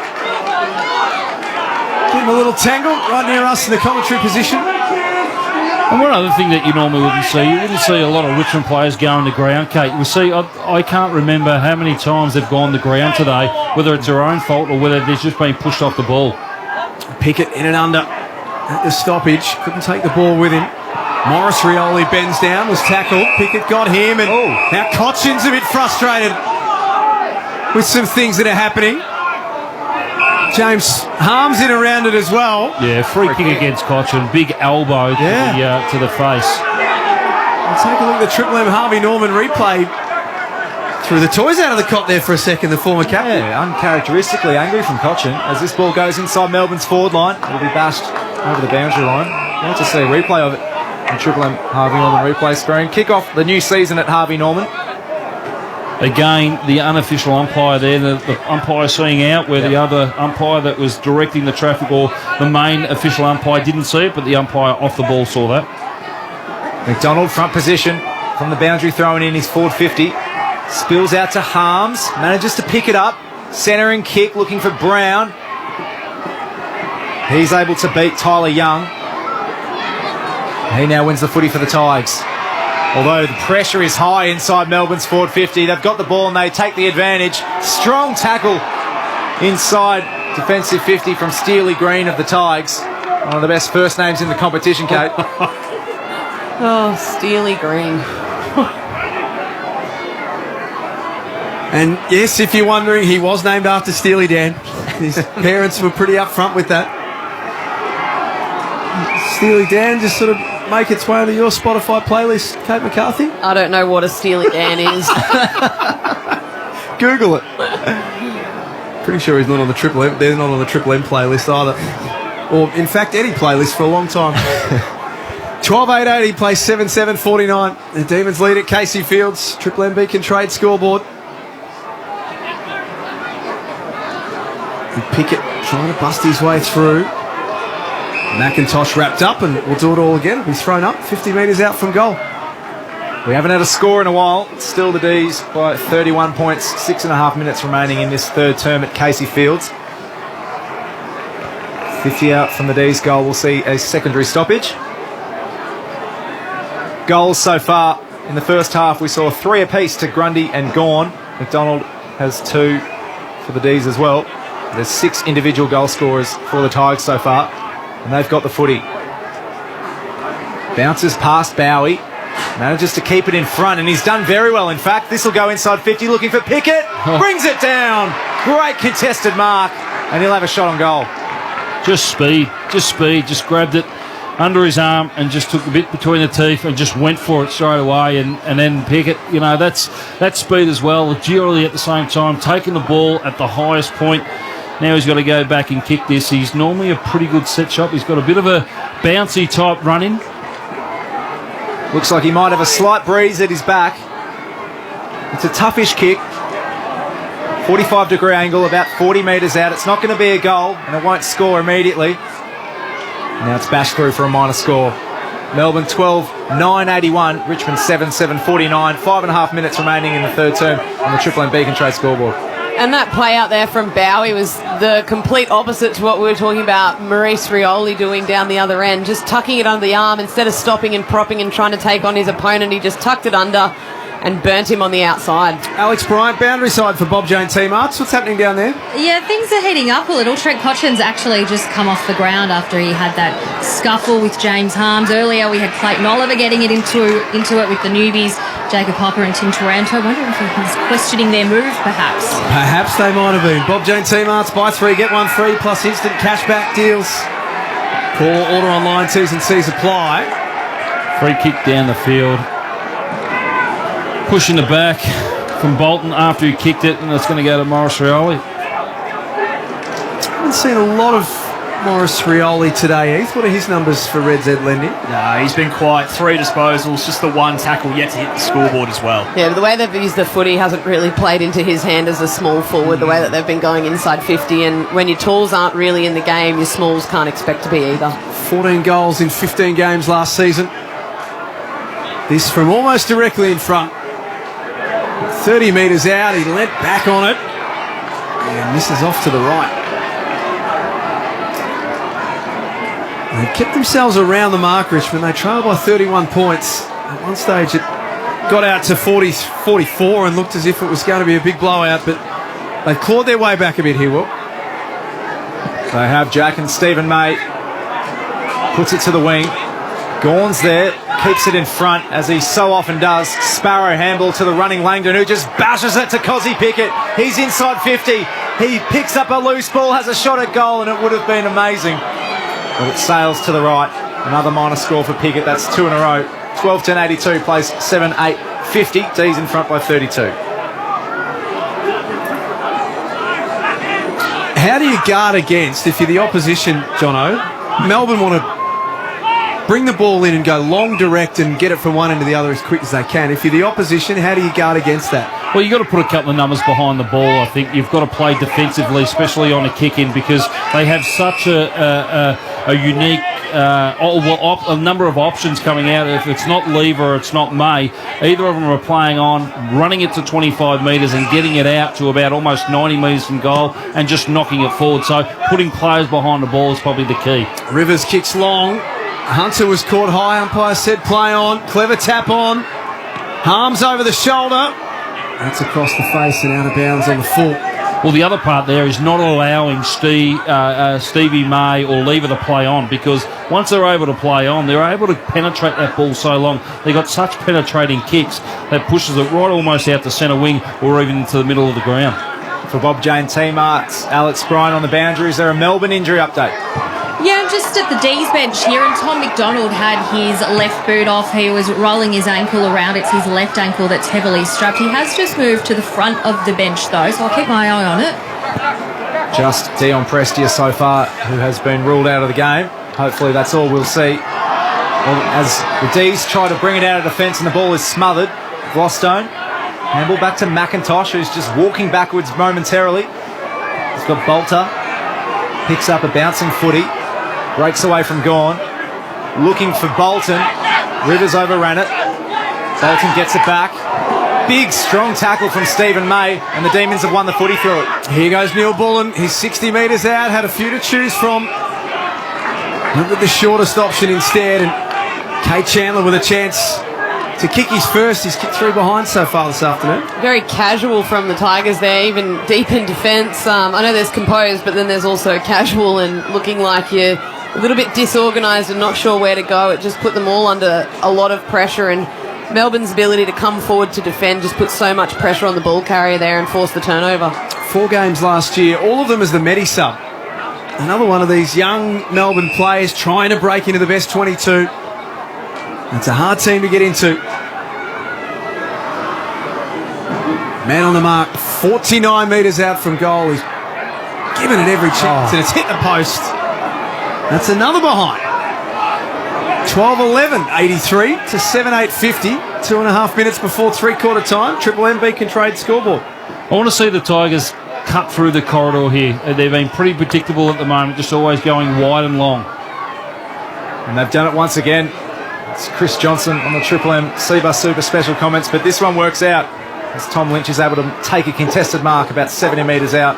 This is where they probably need to come inside. They need, or try and change directions. We haven't seen anything. They've just been kicking long down the line over the mark. And he's got himself tangled up here, Tom Lynch. It's a handball that's going to be turned over by Christian Petrarca. McDonald looking for Oliver, gets it eventually. Umpire says it's a throw.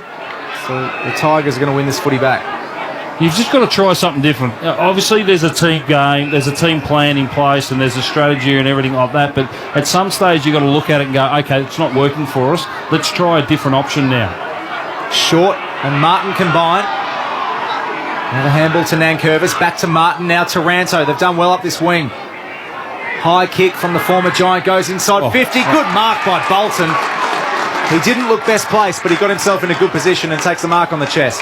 He's so athletic. His ability to run and jump at the footy. He didn't even have a run there. He was just sort of a 2-foot jump, got straight over his opponent and was out of position, as you said, Will, but still ended up getting in front and taking the mark. So Shai Bolton, 23 games last year, career high 12 Brownlow votes. He had a very good season for the Tigers. But that's a disappointing effort. He's pulled it. And it's now 7-9-51, the Tigers. Melbourne are 12-11-83 on the Triple M Beacon Trade scoreboard. It's a lead of 32 points with 54 seconds remaining in the third term. For season 23, I think the Tigers need him to elevate again. We know he had a great season last year, but I think he needs to elevate again to be able to bring this, Richmond midfield, the new look midfield together and bring them forward to 2023. Signed a long-term deal last season as well. Shea Bolton will be with the Tigers until the end of 2028, which is going to take him pretty much to 30 years of age and into that one-club territory. Oh, good grab by Grimes. Landing was a little awkward. He's okay. The wobbly old kick goes all the way back inside defensive 50, and Bolter can take a couple of bounces and decide what he wants to do next, and that's look wide. Richmond want to play that outer side again. Baker inboard to Taranto, was touched on the way through. And Baker following up, bends down, gave a nice handball back to Taranto, runs and carries. They need a mark inside 50 and they get one. Lynch will kick after the siren. If you haven't heard, that was the siren that just went off. Hard up against the boundary line, 45 metres out, right forward pocket. This is a really difficult kick. Well, this comes a result as changing direction. It wasn't Grimes' first option, it was his second option. They changed direction. The Melbourne Demons thought they were all going to come down this broadcast side. They changed direction, able to work it through, mark inside forward 50. Kicked a goal already in this third quarter. This to finish it off strong. Oh, it's not a bad effort. It's going to hold up. And through for a rush behind. Umpire will just confirm that. Regardless, it's Melbourne who still have a comfortable lead going into three-quarter time. They're 12-11-83. Richmond 7-9-51 at Casey Fields for McDonald's and Ream Hot Water. Triple M rocks footy. That quarter for Beacon Trade, supporting tradies with over 120 stores, expert trade teams, design services and a huge range of electrical accessories. Beacon, making every tradie's job easier. For McDonald's, Triple M rocks footy. score a quick-fire 40 with 40 chicken McNuggets and Cajun dipping sauce from Macca's. Triple M is your home of the Marty Sheargold Show. Forklifts. Who doesn't love a forklift? Oh. You ever stacked one, Dad? I haven't stacked one, no. No. What about drop the load off the front of it? I've had, we do big excavator buckets. I've had some of them go to the ground. Yeah. Good chatting with you, Dan. Thank you. The Marty Sheargold Show. Weekdays from 6 on Melbourne's 105.1 Triple M. Get Aussie Broadband Mobile with all SIM coverage and super speeds. A quick trip down the shop should be right. It was only one joint. Oh, are you kidding me? Here we go. Evening, driver. Have you done a drug test before? If you drive on drugs, expect license suspension and receive a large fine. A message from the TAC. Drive safely for everyone. Nando's is famous for their legendary peri-peri sauce and cluckin' good flame-grilled chicken. But guess what? A new smoky sweet peri-peri flavour bomb has landed in the coop at your local Nando's. Introducing Mozambique Smoky Paprika. Sweet with a little less heat. Grab a smoky paprika meal with a quarter chicken, flame-grilled to perfection, regular chips and coleslaw for just $16. Treat yourself to a new taste at Nando's today and make it peri-peri. T's and C's apply, limited time only. This is a special announcement from whatif.com. Before booking a hotel for your business trip, why not make it a working holiday? Because while Business Trip U fills their bag with documents, Working Holiday U fills it with snorkels. Business Trip U packs full suits. Working Holiday U packs only boardies and maybe a shirt in case they have to do a conference call. And while Business Trip U requires a desk, all Working Holiday U needs is a laptop and a poolside sun lounger. Find a place to be Holiday U on the What If app. What If? It's Aussie for travel. Introducing smart devices to your home can sometimes feel overwhelming and confusing. But with Optus and their O team of experts, navigating smart tech is easy. Whether you want to feel more secure, be more productive, or enjoy more entertainment, the O team makes your everyday easier. Transform your home with the Optus O team today. O team O-Team installation services are currently available in select Sydney and Melbourne metro locations only. Online O-Team support services require a monthly subscription. All devices and features require Wi-Fi and compatible smart devices, sold separately. If you're struggling to put food on the table for you or your family, help is only a click away at Food Bank. Everyone should have access to good quality food regardless of their situation. So if circumstances have left you or your family hungry, we're here to help. Just visit foodbank.org.au and click Find Food. You'll get access to grocery relief, meals and more. If you're struggling to make ends meet, we can help it all click into place. Visit foodbank.org.au now. Jason Bottom's Led Zeppelin Evening. Live. An unforgettable evening of Led Zeppelin's greatest hits and hit cuts.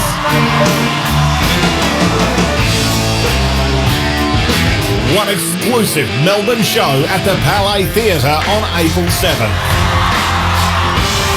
Book now to Jason Bottom's Led Zeppelin Evening from the Palais Theatre or Metropolis Touring. Shut up!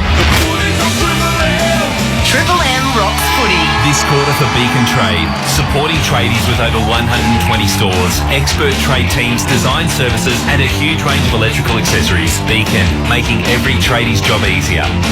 It's a 32-point lead to the Demons. Three-quarter time at Casey Field. They are 12-11-83, the Tigers. 7-9-51 for McDonald's and Ream Hot Water. Built tough for Aussie conditions. When it comes to water heating, ask your plumber to install a Ream. Triple M rocks footy. Will Ralston, Jack Heverin, Kate McCarthy, Chris Johnson, Ethan Meldrum and Alex Bryant, your team here for the final game before we lead up to round one, which is an interesting one in itself for both teams, Jono. The matchups for both. Richmond obviously get Carlton in the traditional, it was the season opener and then it wasn't and now it is. And they're playing on Thursday the 16th. And then the Western Bulldogs will play Melbourne on Saturday night at the MCG as part of round one. So a couple of tricky games first up for these two. Certainly is, and this is why it's probably important for the Tigers, especially coming out against Carlton in round one, to do something in this quarter, see what they're going to be able to do. Set off air, don't be surprised if the Tigers come out and kick, a string of goals here in this quarter to put some fine tuning in. And this team here have been known to be able to flick the switch on and off at various different times. Certainly Melbourne, they'd be very happy with the first three quarters. If things dropped away from them, they'd be very confident in going in against the Bulldogs on Saturday night when it turns to round one as well. So, we look at just seeing Lynch walking straight into the rooms now as well. So he could be done at the same time. So you want to talk about those string of goals. Without him, I find it very hard for them to do that. We'll get Alex to take a look at that one as well. Kate, the Western Bulldogs had a big win earlier today over North Melbourne in their practice game, which is probably not a huge shock, but that'll be a big game on Saturday night in round one. Yeah, a bit of a new look forward line as well for them. Sam Darcy did play a fair few minutes forward, and Norton down there, it was basically a last season as who was going to help Norton, and a few of them got on the end of it today as well, and did look a bit better, and Josh Bruce has moved into defence as well, so they're looking pretty well structured, and it was a big win for them, as expected. But yeah, I think that first round matchup will be an important one for both of those teams. So a fascinating final quarter here as the D's lead this one by 32 points. For McDonald's and Ream Hot Water, Triple M rocks footy. The Tigers go forward first, but Stephen May, as he's done a few times today, takes an intercept grab. Plays on through the corridor immediately, looking for Petrarca in a 3-on-1. It was a tough ask. The umpire spotted a free kick, and it's going Petrarca's way, so it works. The Norm Smith medalist from a couple of seasons ago. Handballs to a running Brayshaw. Kick inside 50. Brown's the target out the back. Good mark from Baker. The umpire has spotted another free kick, and again it's going the Demons' way, this time Brown.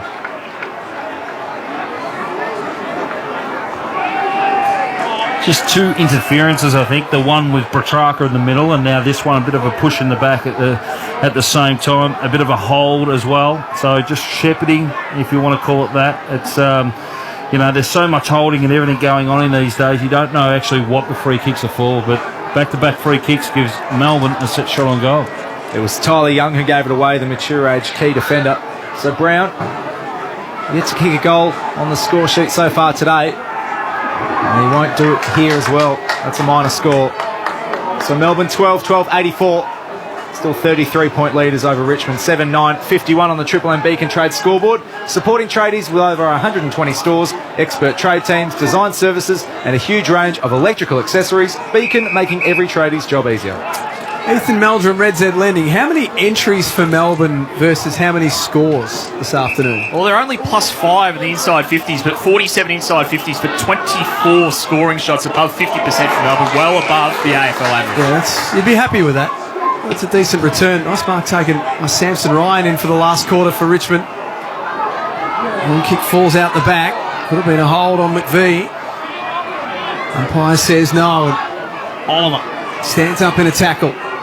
Bentley in the back pocket. Kicked a standing banana 35 metres onto the chest of Lockie Hunter. That's ludicrous. And it just rolled nicely through the air, followed the exact line of the boundary and went straight to him. What I like about it, yes, he executed it, but the courage to actually do it. For Bob Jane team, Mart's down on the boundary. Alex Bryan, have you got an update from Richmond? Yeah, Tom Lynch has just come up from the rooms. He's actually got runners on and a black top, and we know what that means. No further part this afternoon. Thank you, Alex. Possibly explaining why Samson Ryan finds himself on the field for the Tigers. Bob Jane T-Marts have great buy 3, get 1 free plus instant cashback deals. Call or order online today. T's and C's apply. As we see the ball in the hands of Taj Wawoden, who's also found himself on the ground. Plays on from the wings. Exciting young player, plenty of talent. His dad Shane, a Brownlow medalist from 2000. And McDonald forces a ball up, wraps up broad with the footy. 40 metres out from Melbourne's goal. Just seeing on the Harvey Norman replay. Kick off the new season at Harvey Norman. There's Tom Lynch. In the runners, as Alex said, nothing to be concerned about by the looks of things from a Richmond point of view. Dion Prestia will definitely be a watch ahead of round 1, though. Broad inside defensive 50. Can break away and looks for the short kick to right half back where Dustin Martin has it. Red Z Lending, Heath. How's Dusty's day so far today? Dustin Martin, 14 disposals, 1 goal, just the 3 score involvements as well. He's turned that one over. May gave it to Sparrow. It's a 2-on-1 in forward 50 for Melbourne, but it's another push, again going the way of Ben Brown, so he'll have another set shot. Dylan Grimes not too happy about it either. Have to see the replay. I don't think he thought there was a whole lot in it. Just wait to see it. Frustrating when you have the defensive numbers like that, Kate. Yeah, it's just a bit of a tangle of legs, to be honest, I think. He did have the hands on his back. I don't know if he extended the arms, but either way, Ben Brown is now having another shot at goal. So he starts from wing position. He'll run through the centre square and eventually inside 50. Ben Brown with a recent haircut. He's put that one through and kicked his first. Ben Brown kicks Melbourne's 13th goal of the day. They go to 13-12-90.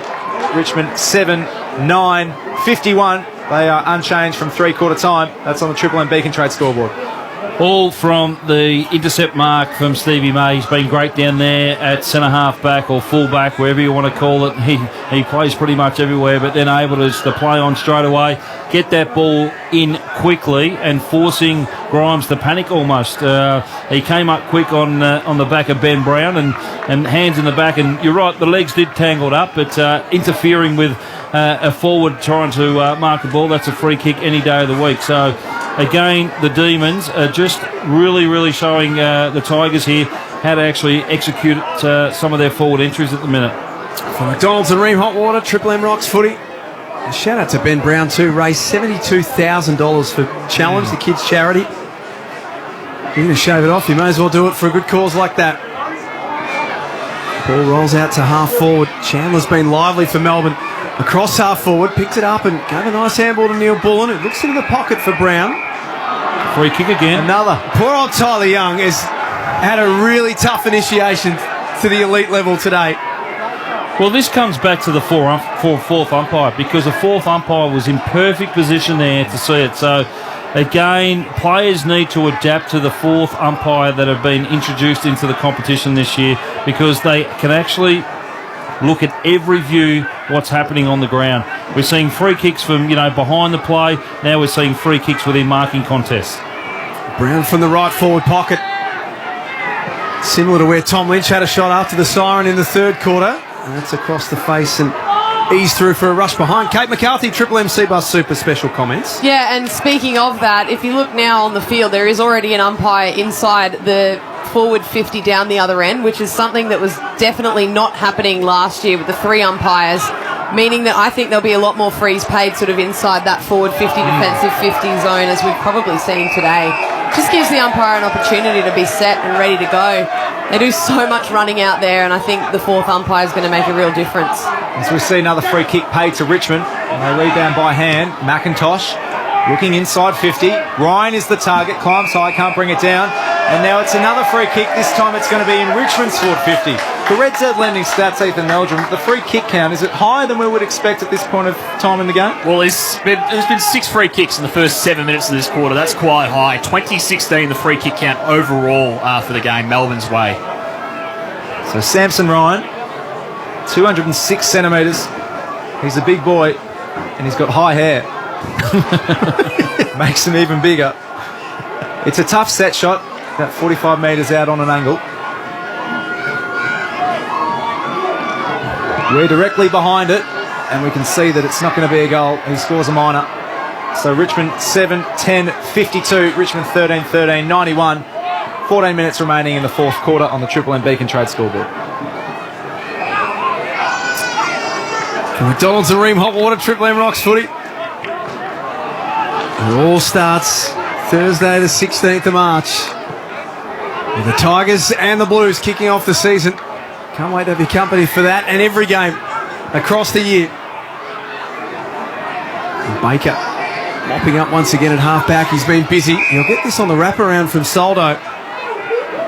What are his numbers, Liam Baker? Heath, Red Z Lending? Yeah, Liam Baker, leading ball winner for the Tigers so far. That's disposal number 30 for him. Most on the ground, in fact. Looks out to Broad. Richmond just happy to chip around at half-back. Broad just to follow up, and we'll get it again.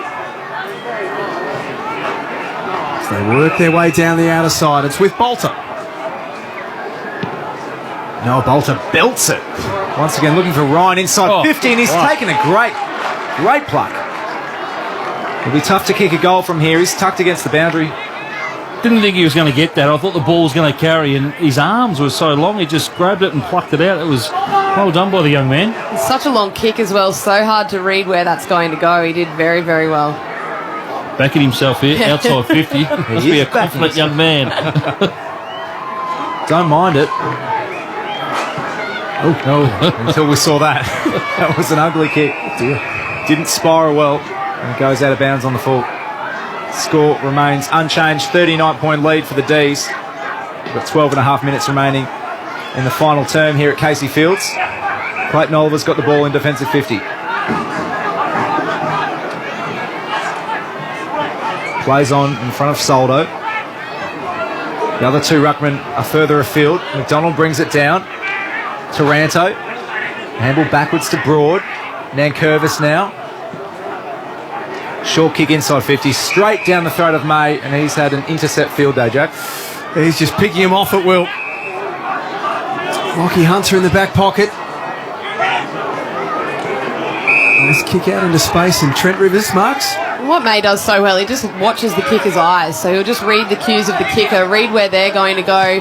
He has the luxury most of the time to not really have to worry about his opponent too much because he gets some help from the other defenders. And then he just floats into the dangerous space and takes that mark.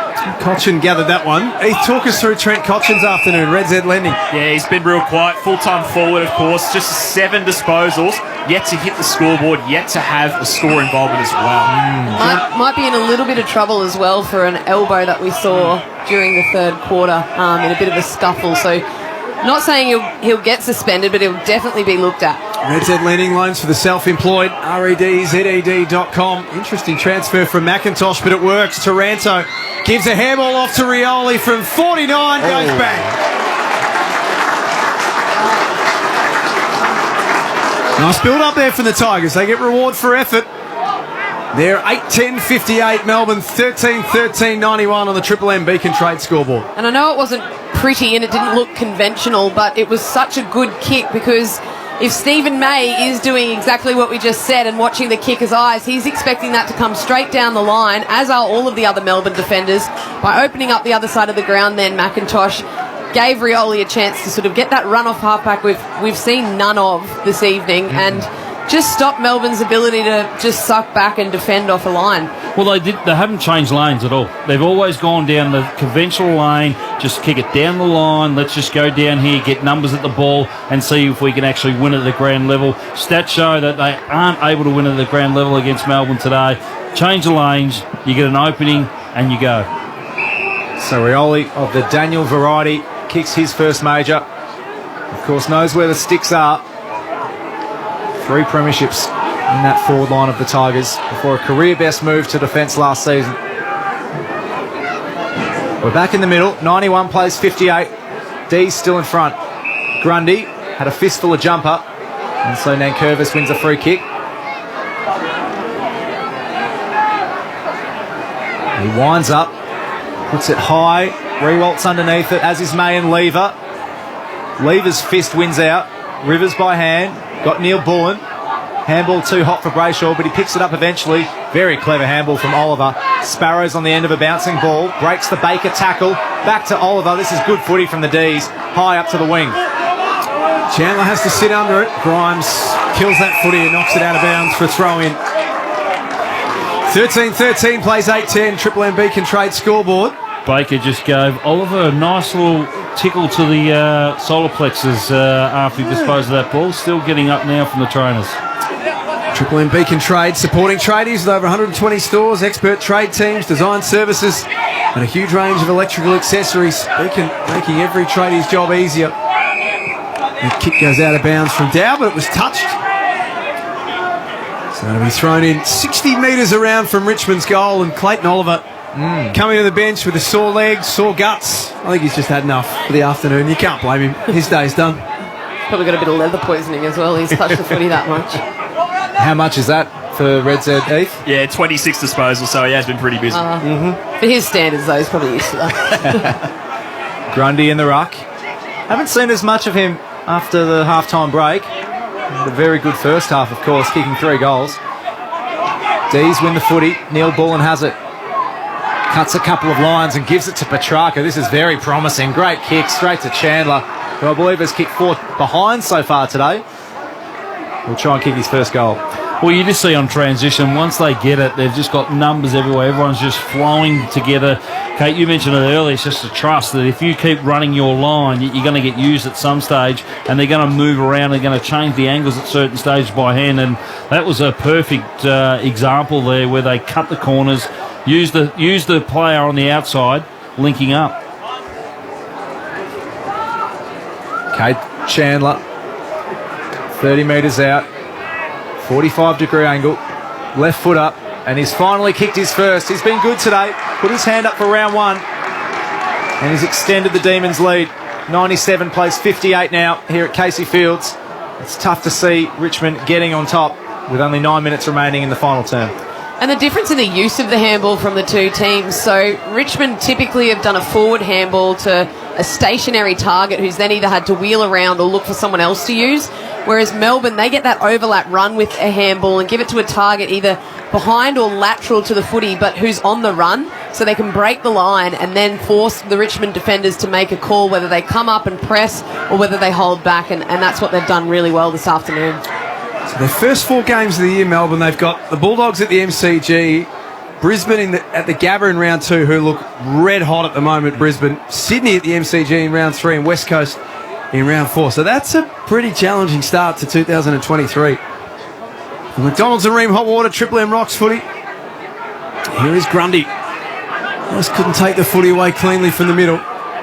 Thompson Dow's done some nice things off by hand to Baker.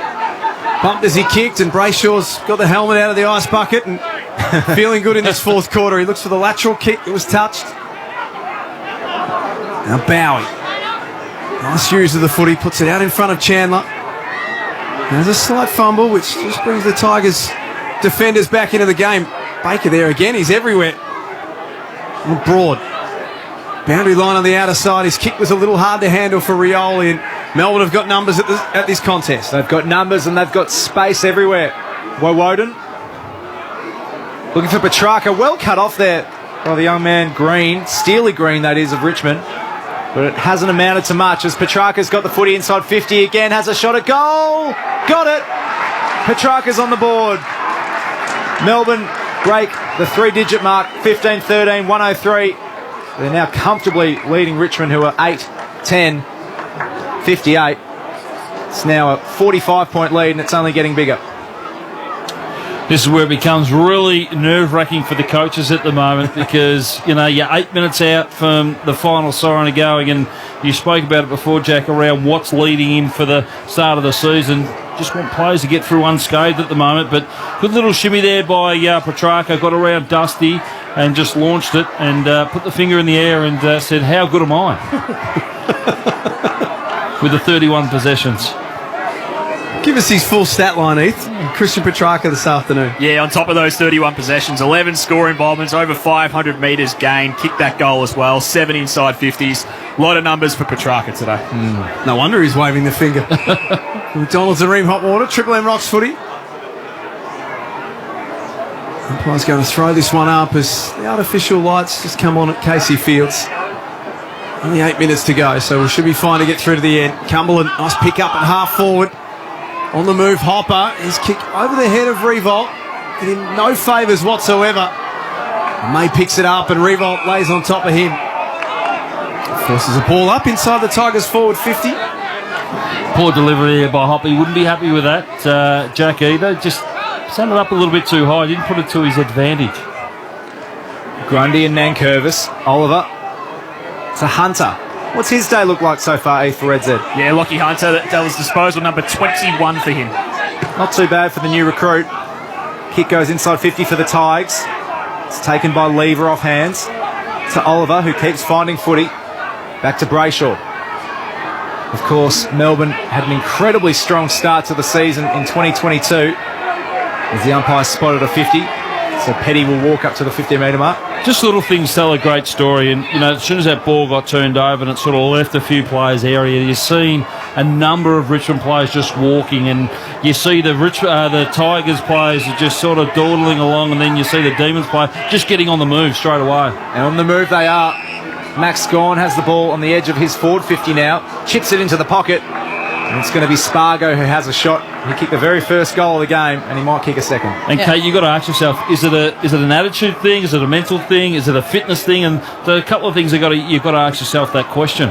It's just their ability to transition, whether it's defensively or offensively. They just do it so much quicker than their opposition.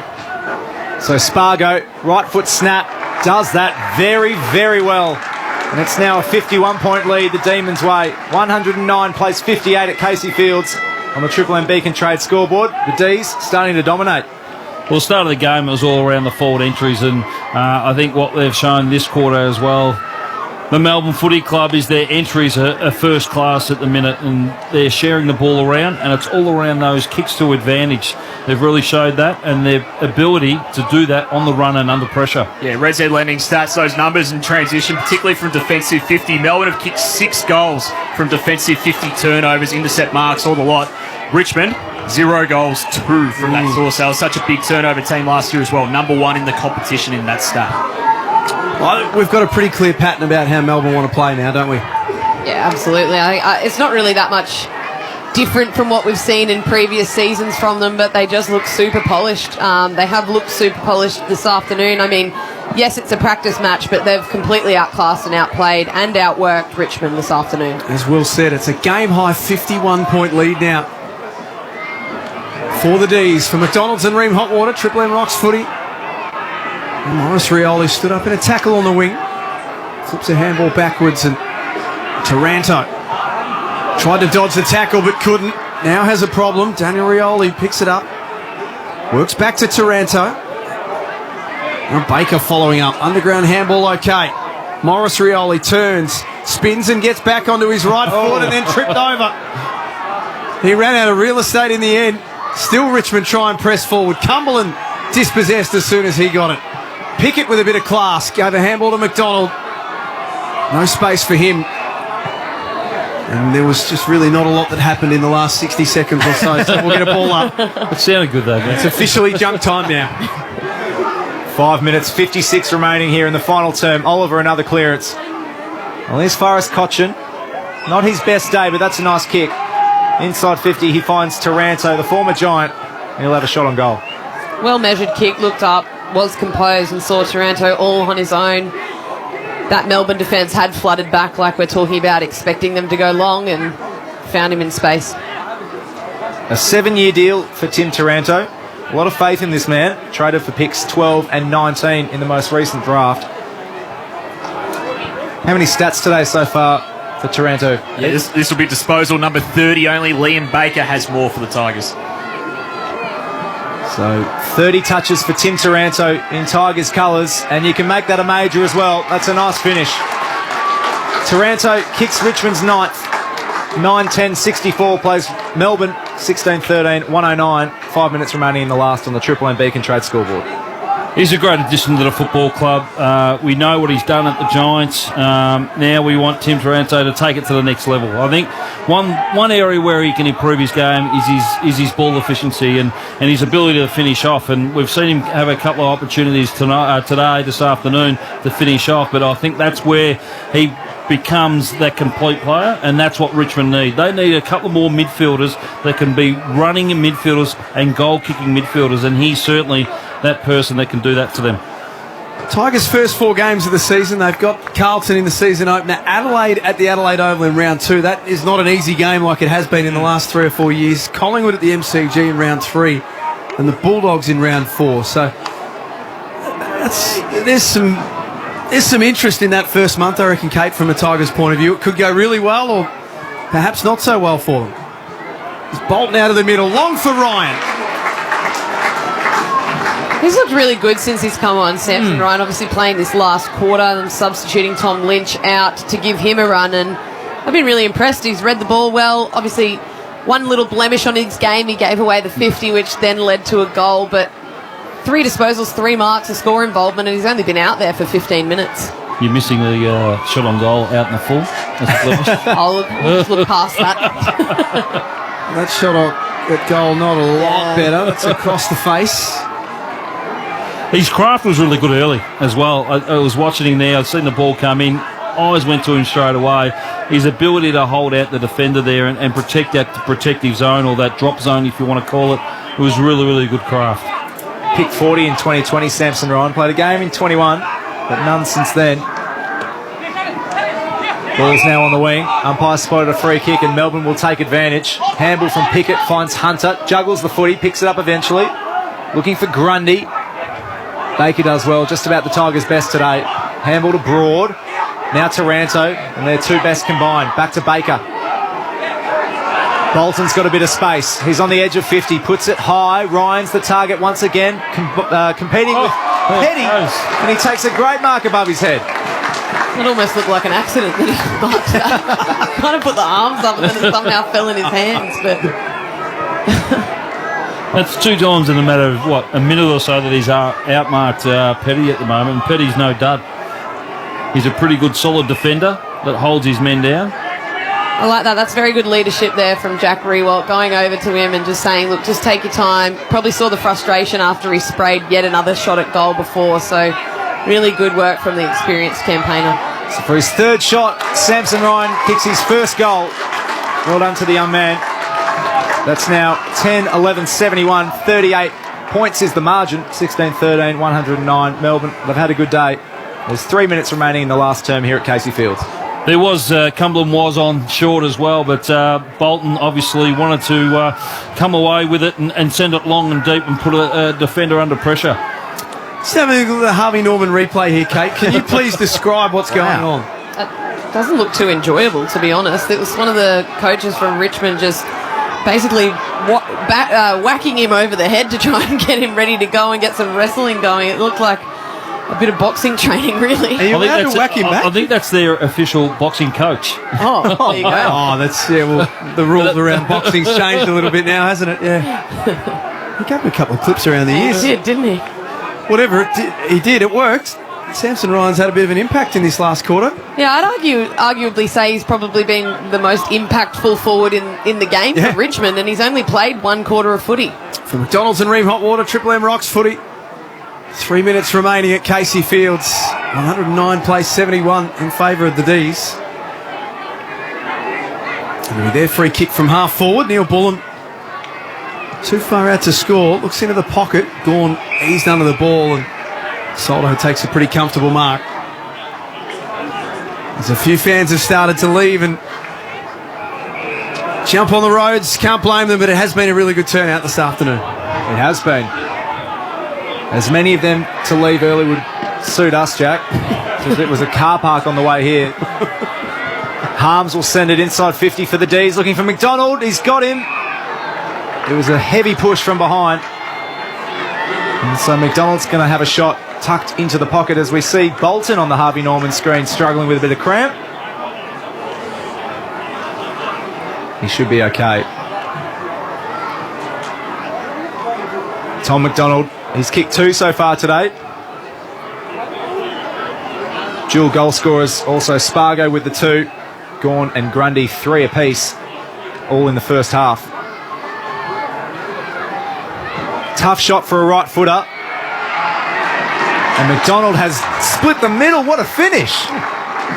Wonderful set shot kick. He's kicked his 3rd. And the D's kick away 17-13, 115. 44-point leaders over Richmond on 71. Very good finish considering the way the wind's blowing as well. That's a hard pocket for a right footer. Made even more difficult from the direction of the breeze. So really nice finish. Seen a few shots from that pocket and none have really gone too close. And as you said, Willie's split the middle on that one. They've got Brown and they've got the resting ruckman. But how important is Tom McDonald? He only played 9 games last year but kicked 15 goals in them. He's kind of like their hybrid, isn't he? Yeah, he's the one that sort of, if Gawn or Grundy, if they take the best defender when they go down there, then he might be able to get off the chain, or vice versa. If he takes the best defender, then Gawn and Grundy can have more of an impact down there. But he'll want to get more continuity in his football this season and play a lot more games and try and overcome some of those injury woes he's had. Kate McCarthy, Triple M Seabus Super special comments. Seabus Super making hard work pay off. They're not finished yet, Melbourne. Neil Bullen turns the corner. Laces out Gawn. Great kick to advantage. Mark wasn't paid. Thought that he might have had enough of it. Pickett handballs to Hunter. Left forward pocket. Straightens it up and kicks a ripper. That's almost a mic drop from Melbourne. That's how good their day's been. Hunter finishes off strong, and it's a 50-point lead with 1:20 remaining. And that's how well they know each other too, because Cosy Pickett, he's rolling around on his left, obviously a preferred right footer. He could have easily had the shot. He then looked and saw that it was Lockie Hunter on his left and then had that shot from that pocket, which is a lot easier for him than it is Cosy Pickett. It's a good welcome to him, isn't it, with the football club. Just going back to Tom McDonald from before, I think he's very vital to the Melbourne Football Club. Not only can he play one of those deep posts, I love the ability and his agility to be able to get up the ground and be that target as a hit-up player as well. We've seen that within the first quarter, that he was up and about. He had, 4 inside forward 50 entries in that first term, which set this game up for the Melbourne Footy Club. Out of the middle, Tim Taranto wins the clearance. Tumbles it inside 50. Soldo can't catch the bouncing ball. Stephen May finds Hunter once again, the last goal scorer. Premiership and the best and fairest winner at the Dogs. High to the wing, Harms climbs high. Can't bring it down.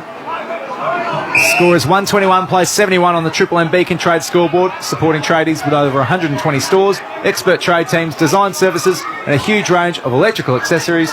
Beacon making every tradie's job easier, Kate. And with the game style that they play, their wings are really important to them. So having Hunter come back and then Langdon running the other wing, super important roles. Some teams don't use their wingers like Melbourne do, and he'll see lots of the footy if he keeps patrolling up and down and get on the end of it and score goals as well. Seabus Super bringing us all of the special comments this afternoon and all season long. Seabus Super making hard work pay off inside the last minute. And this is the stage now where both coaches, Jono, just do not get injured under any circumstances. No, it's almost like that, you see in the NBA and, there's 30 seconds to go and they all just walk off and they sit in the corner and, I think that needs to happen probably about now because, that's what the coaches are like anyway. Just dribble the game out. Don't get hurt. As Pickett flies. He couldn't mark. Petrarca gathered cleanly. Gawn tried to access McDonald and couldn't. And the Tigers will come away. Samson Ryan at halfback. 5 seconds remaining here at Casey Fields. And the score will finish with Melbourne 50 points in front.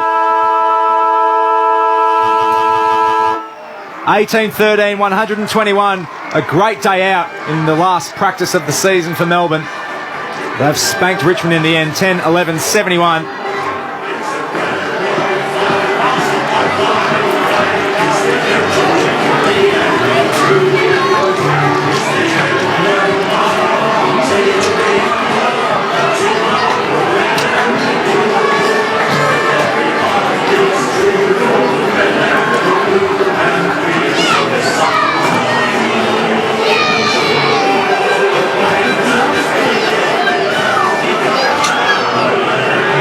So D's 50-point winners. McDonald's score a quick 540 with 40 chicken McNuggets and Cajun dipping sauce from Macca's. Jono, who were some of the standouts for you in the end? Look, I think Liam Baker was certainly the one that was for me for the Tigers. That's probably about the only sort of positive they got. He was the cleanest. To the back end was Bolton. But, geez, you look across to the Melbourne Footy Club and the ability for both Gawn and Grundy to work together in that first quarter just set it all up. It became roughly around right up until sort of the end was around 30 to 36 points.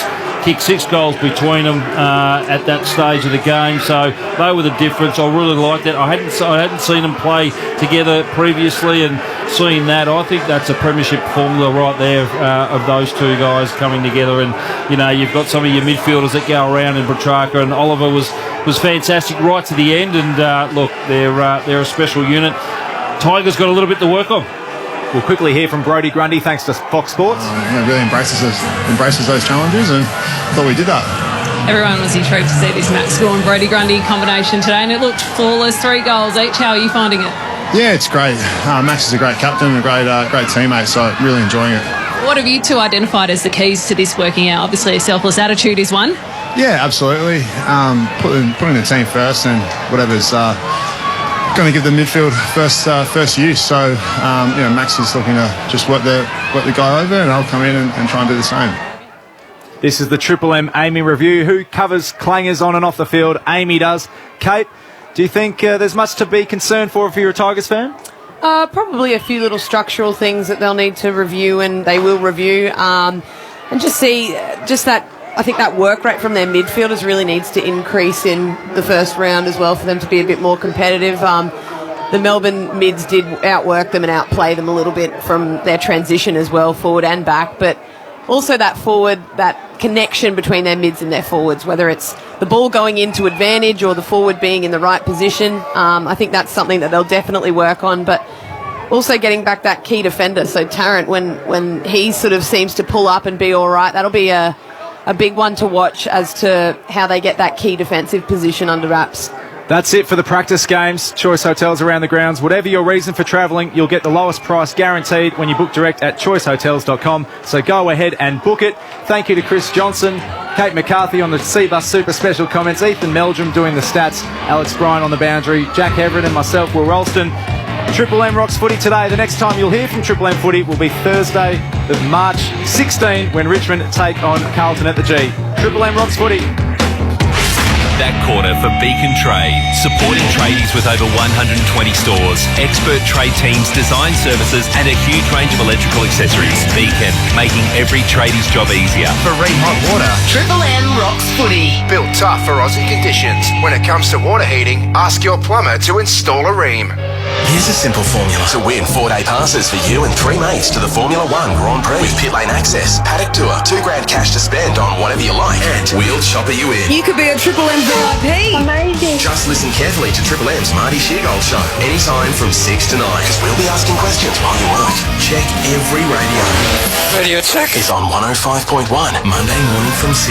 Hello and You just got to know Triple M's Marty Sheargold Show to go. who knows? Triple M's Marty Sheargold Show. The mid-season sale is on at Amart. Save big with up to 50% off a huge range of furniture and up to 50% off mattresses. Offers end Tuesday, so hurry into Amart. Just because you can't see a police car doesn't mean police can't catch you with drugs in your system. You could face large penalties and license suspension. Because we will catch you anywhere, anytime. A message from the TAC. Drive safely for everyone. At Telstra, you can get a range of 5G phones with your favourite Google apps for less than you expect. All on Australia's best mobile network. 5G rolling out now. For a limited time, get 20% off lenses and selected brands at OPSM. Shop the latest range and choose from brands like Ray-Ban, Oakley and Prada. Hurry, offer ends this Sunday. Brand exclusions and further T's and C's apply. OPSM, life focused. You wouldn't operate a chainsaw blindfolded. You wouldn't ride your dirt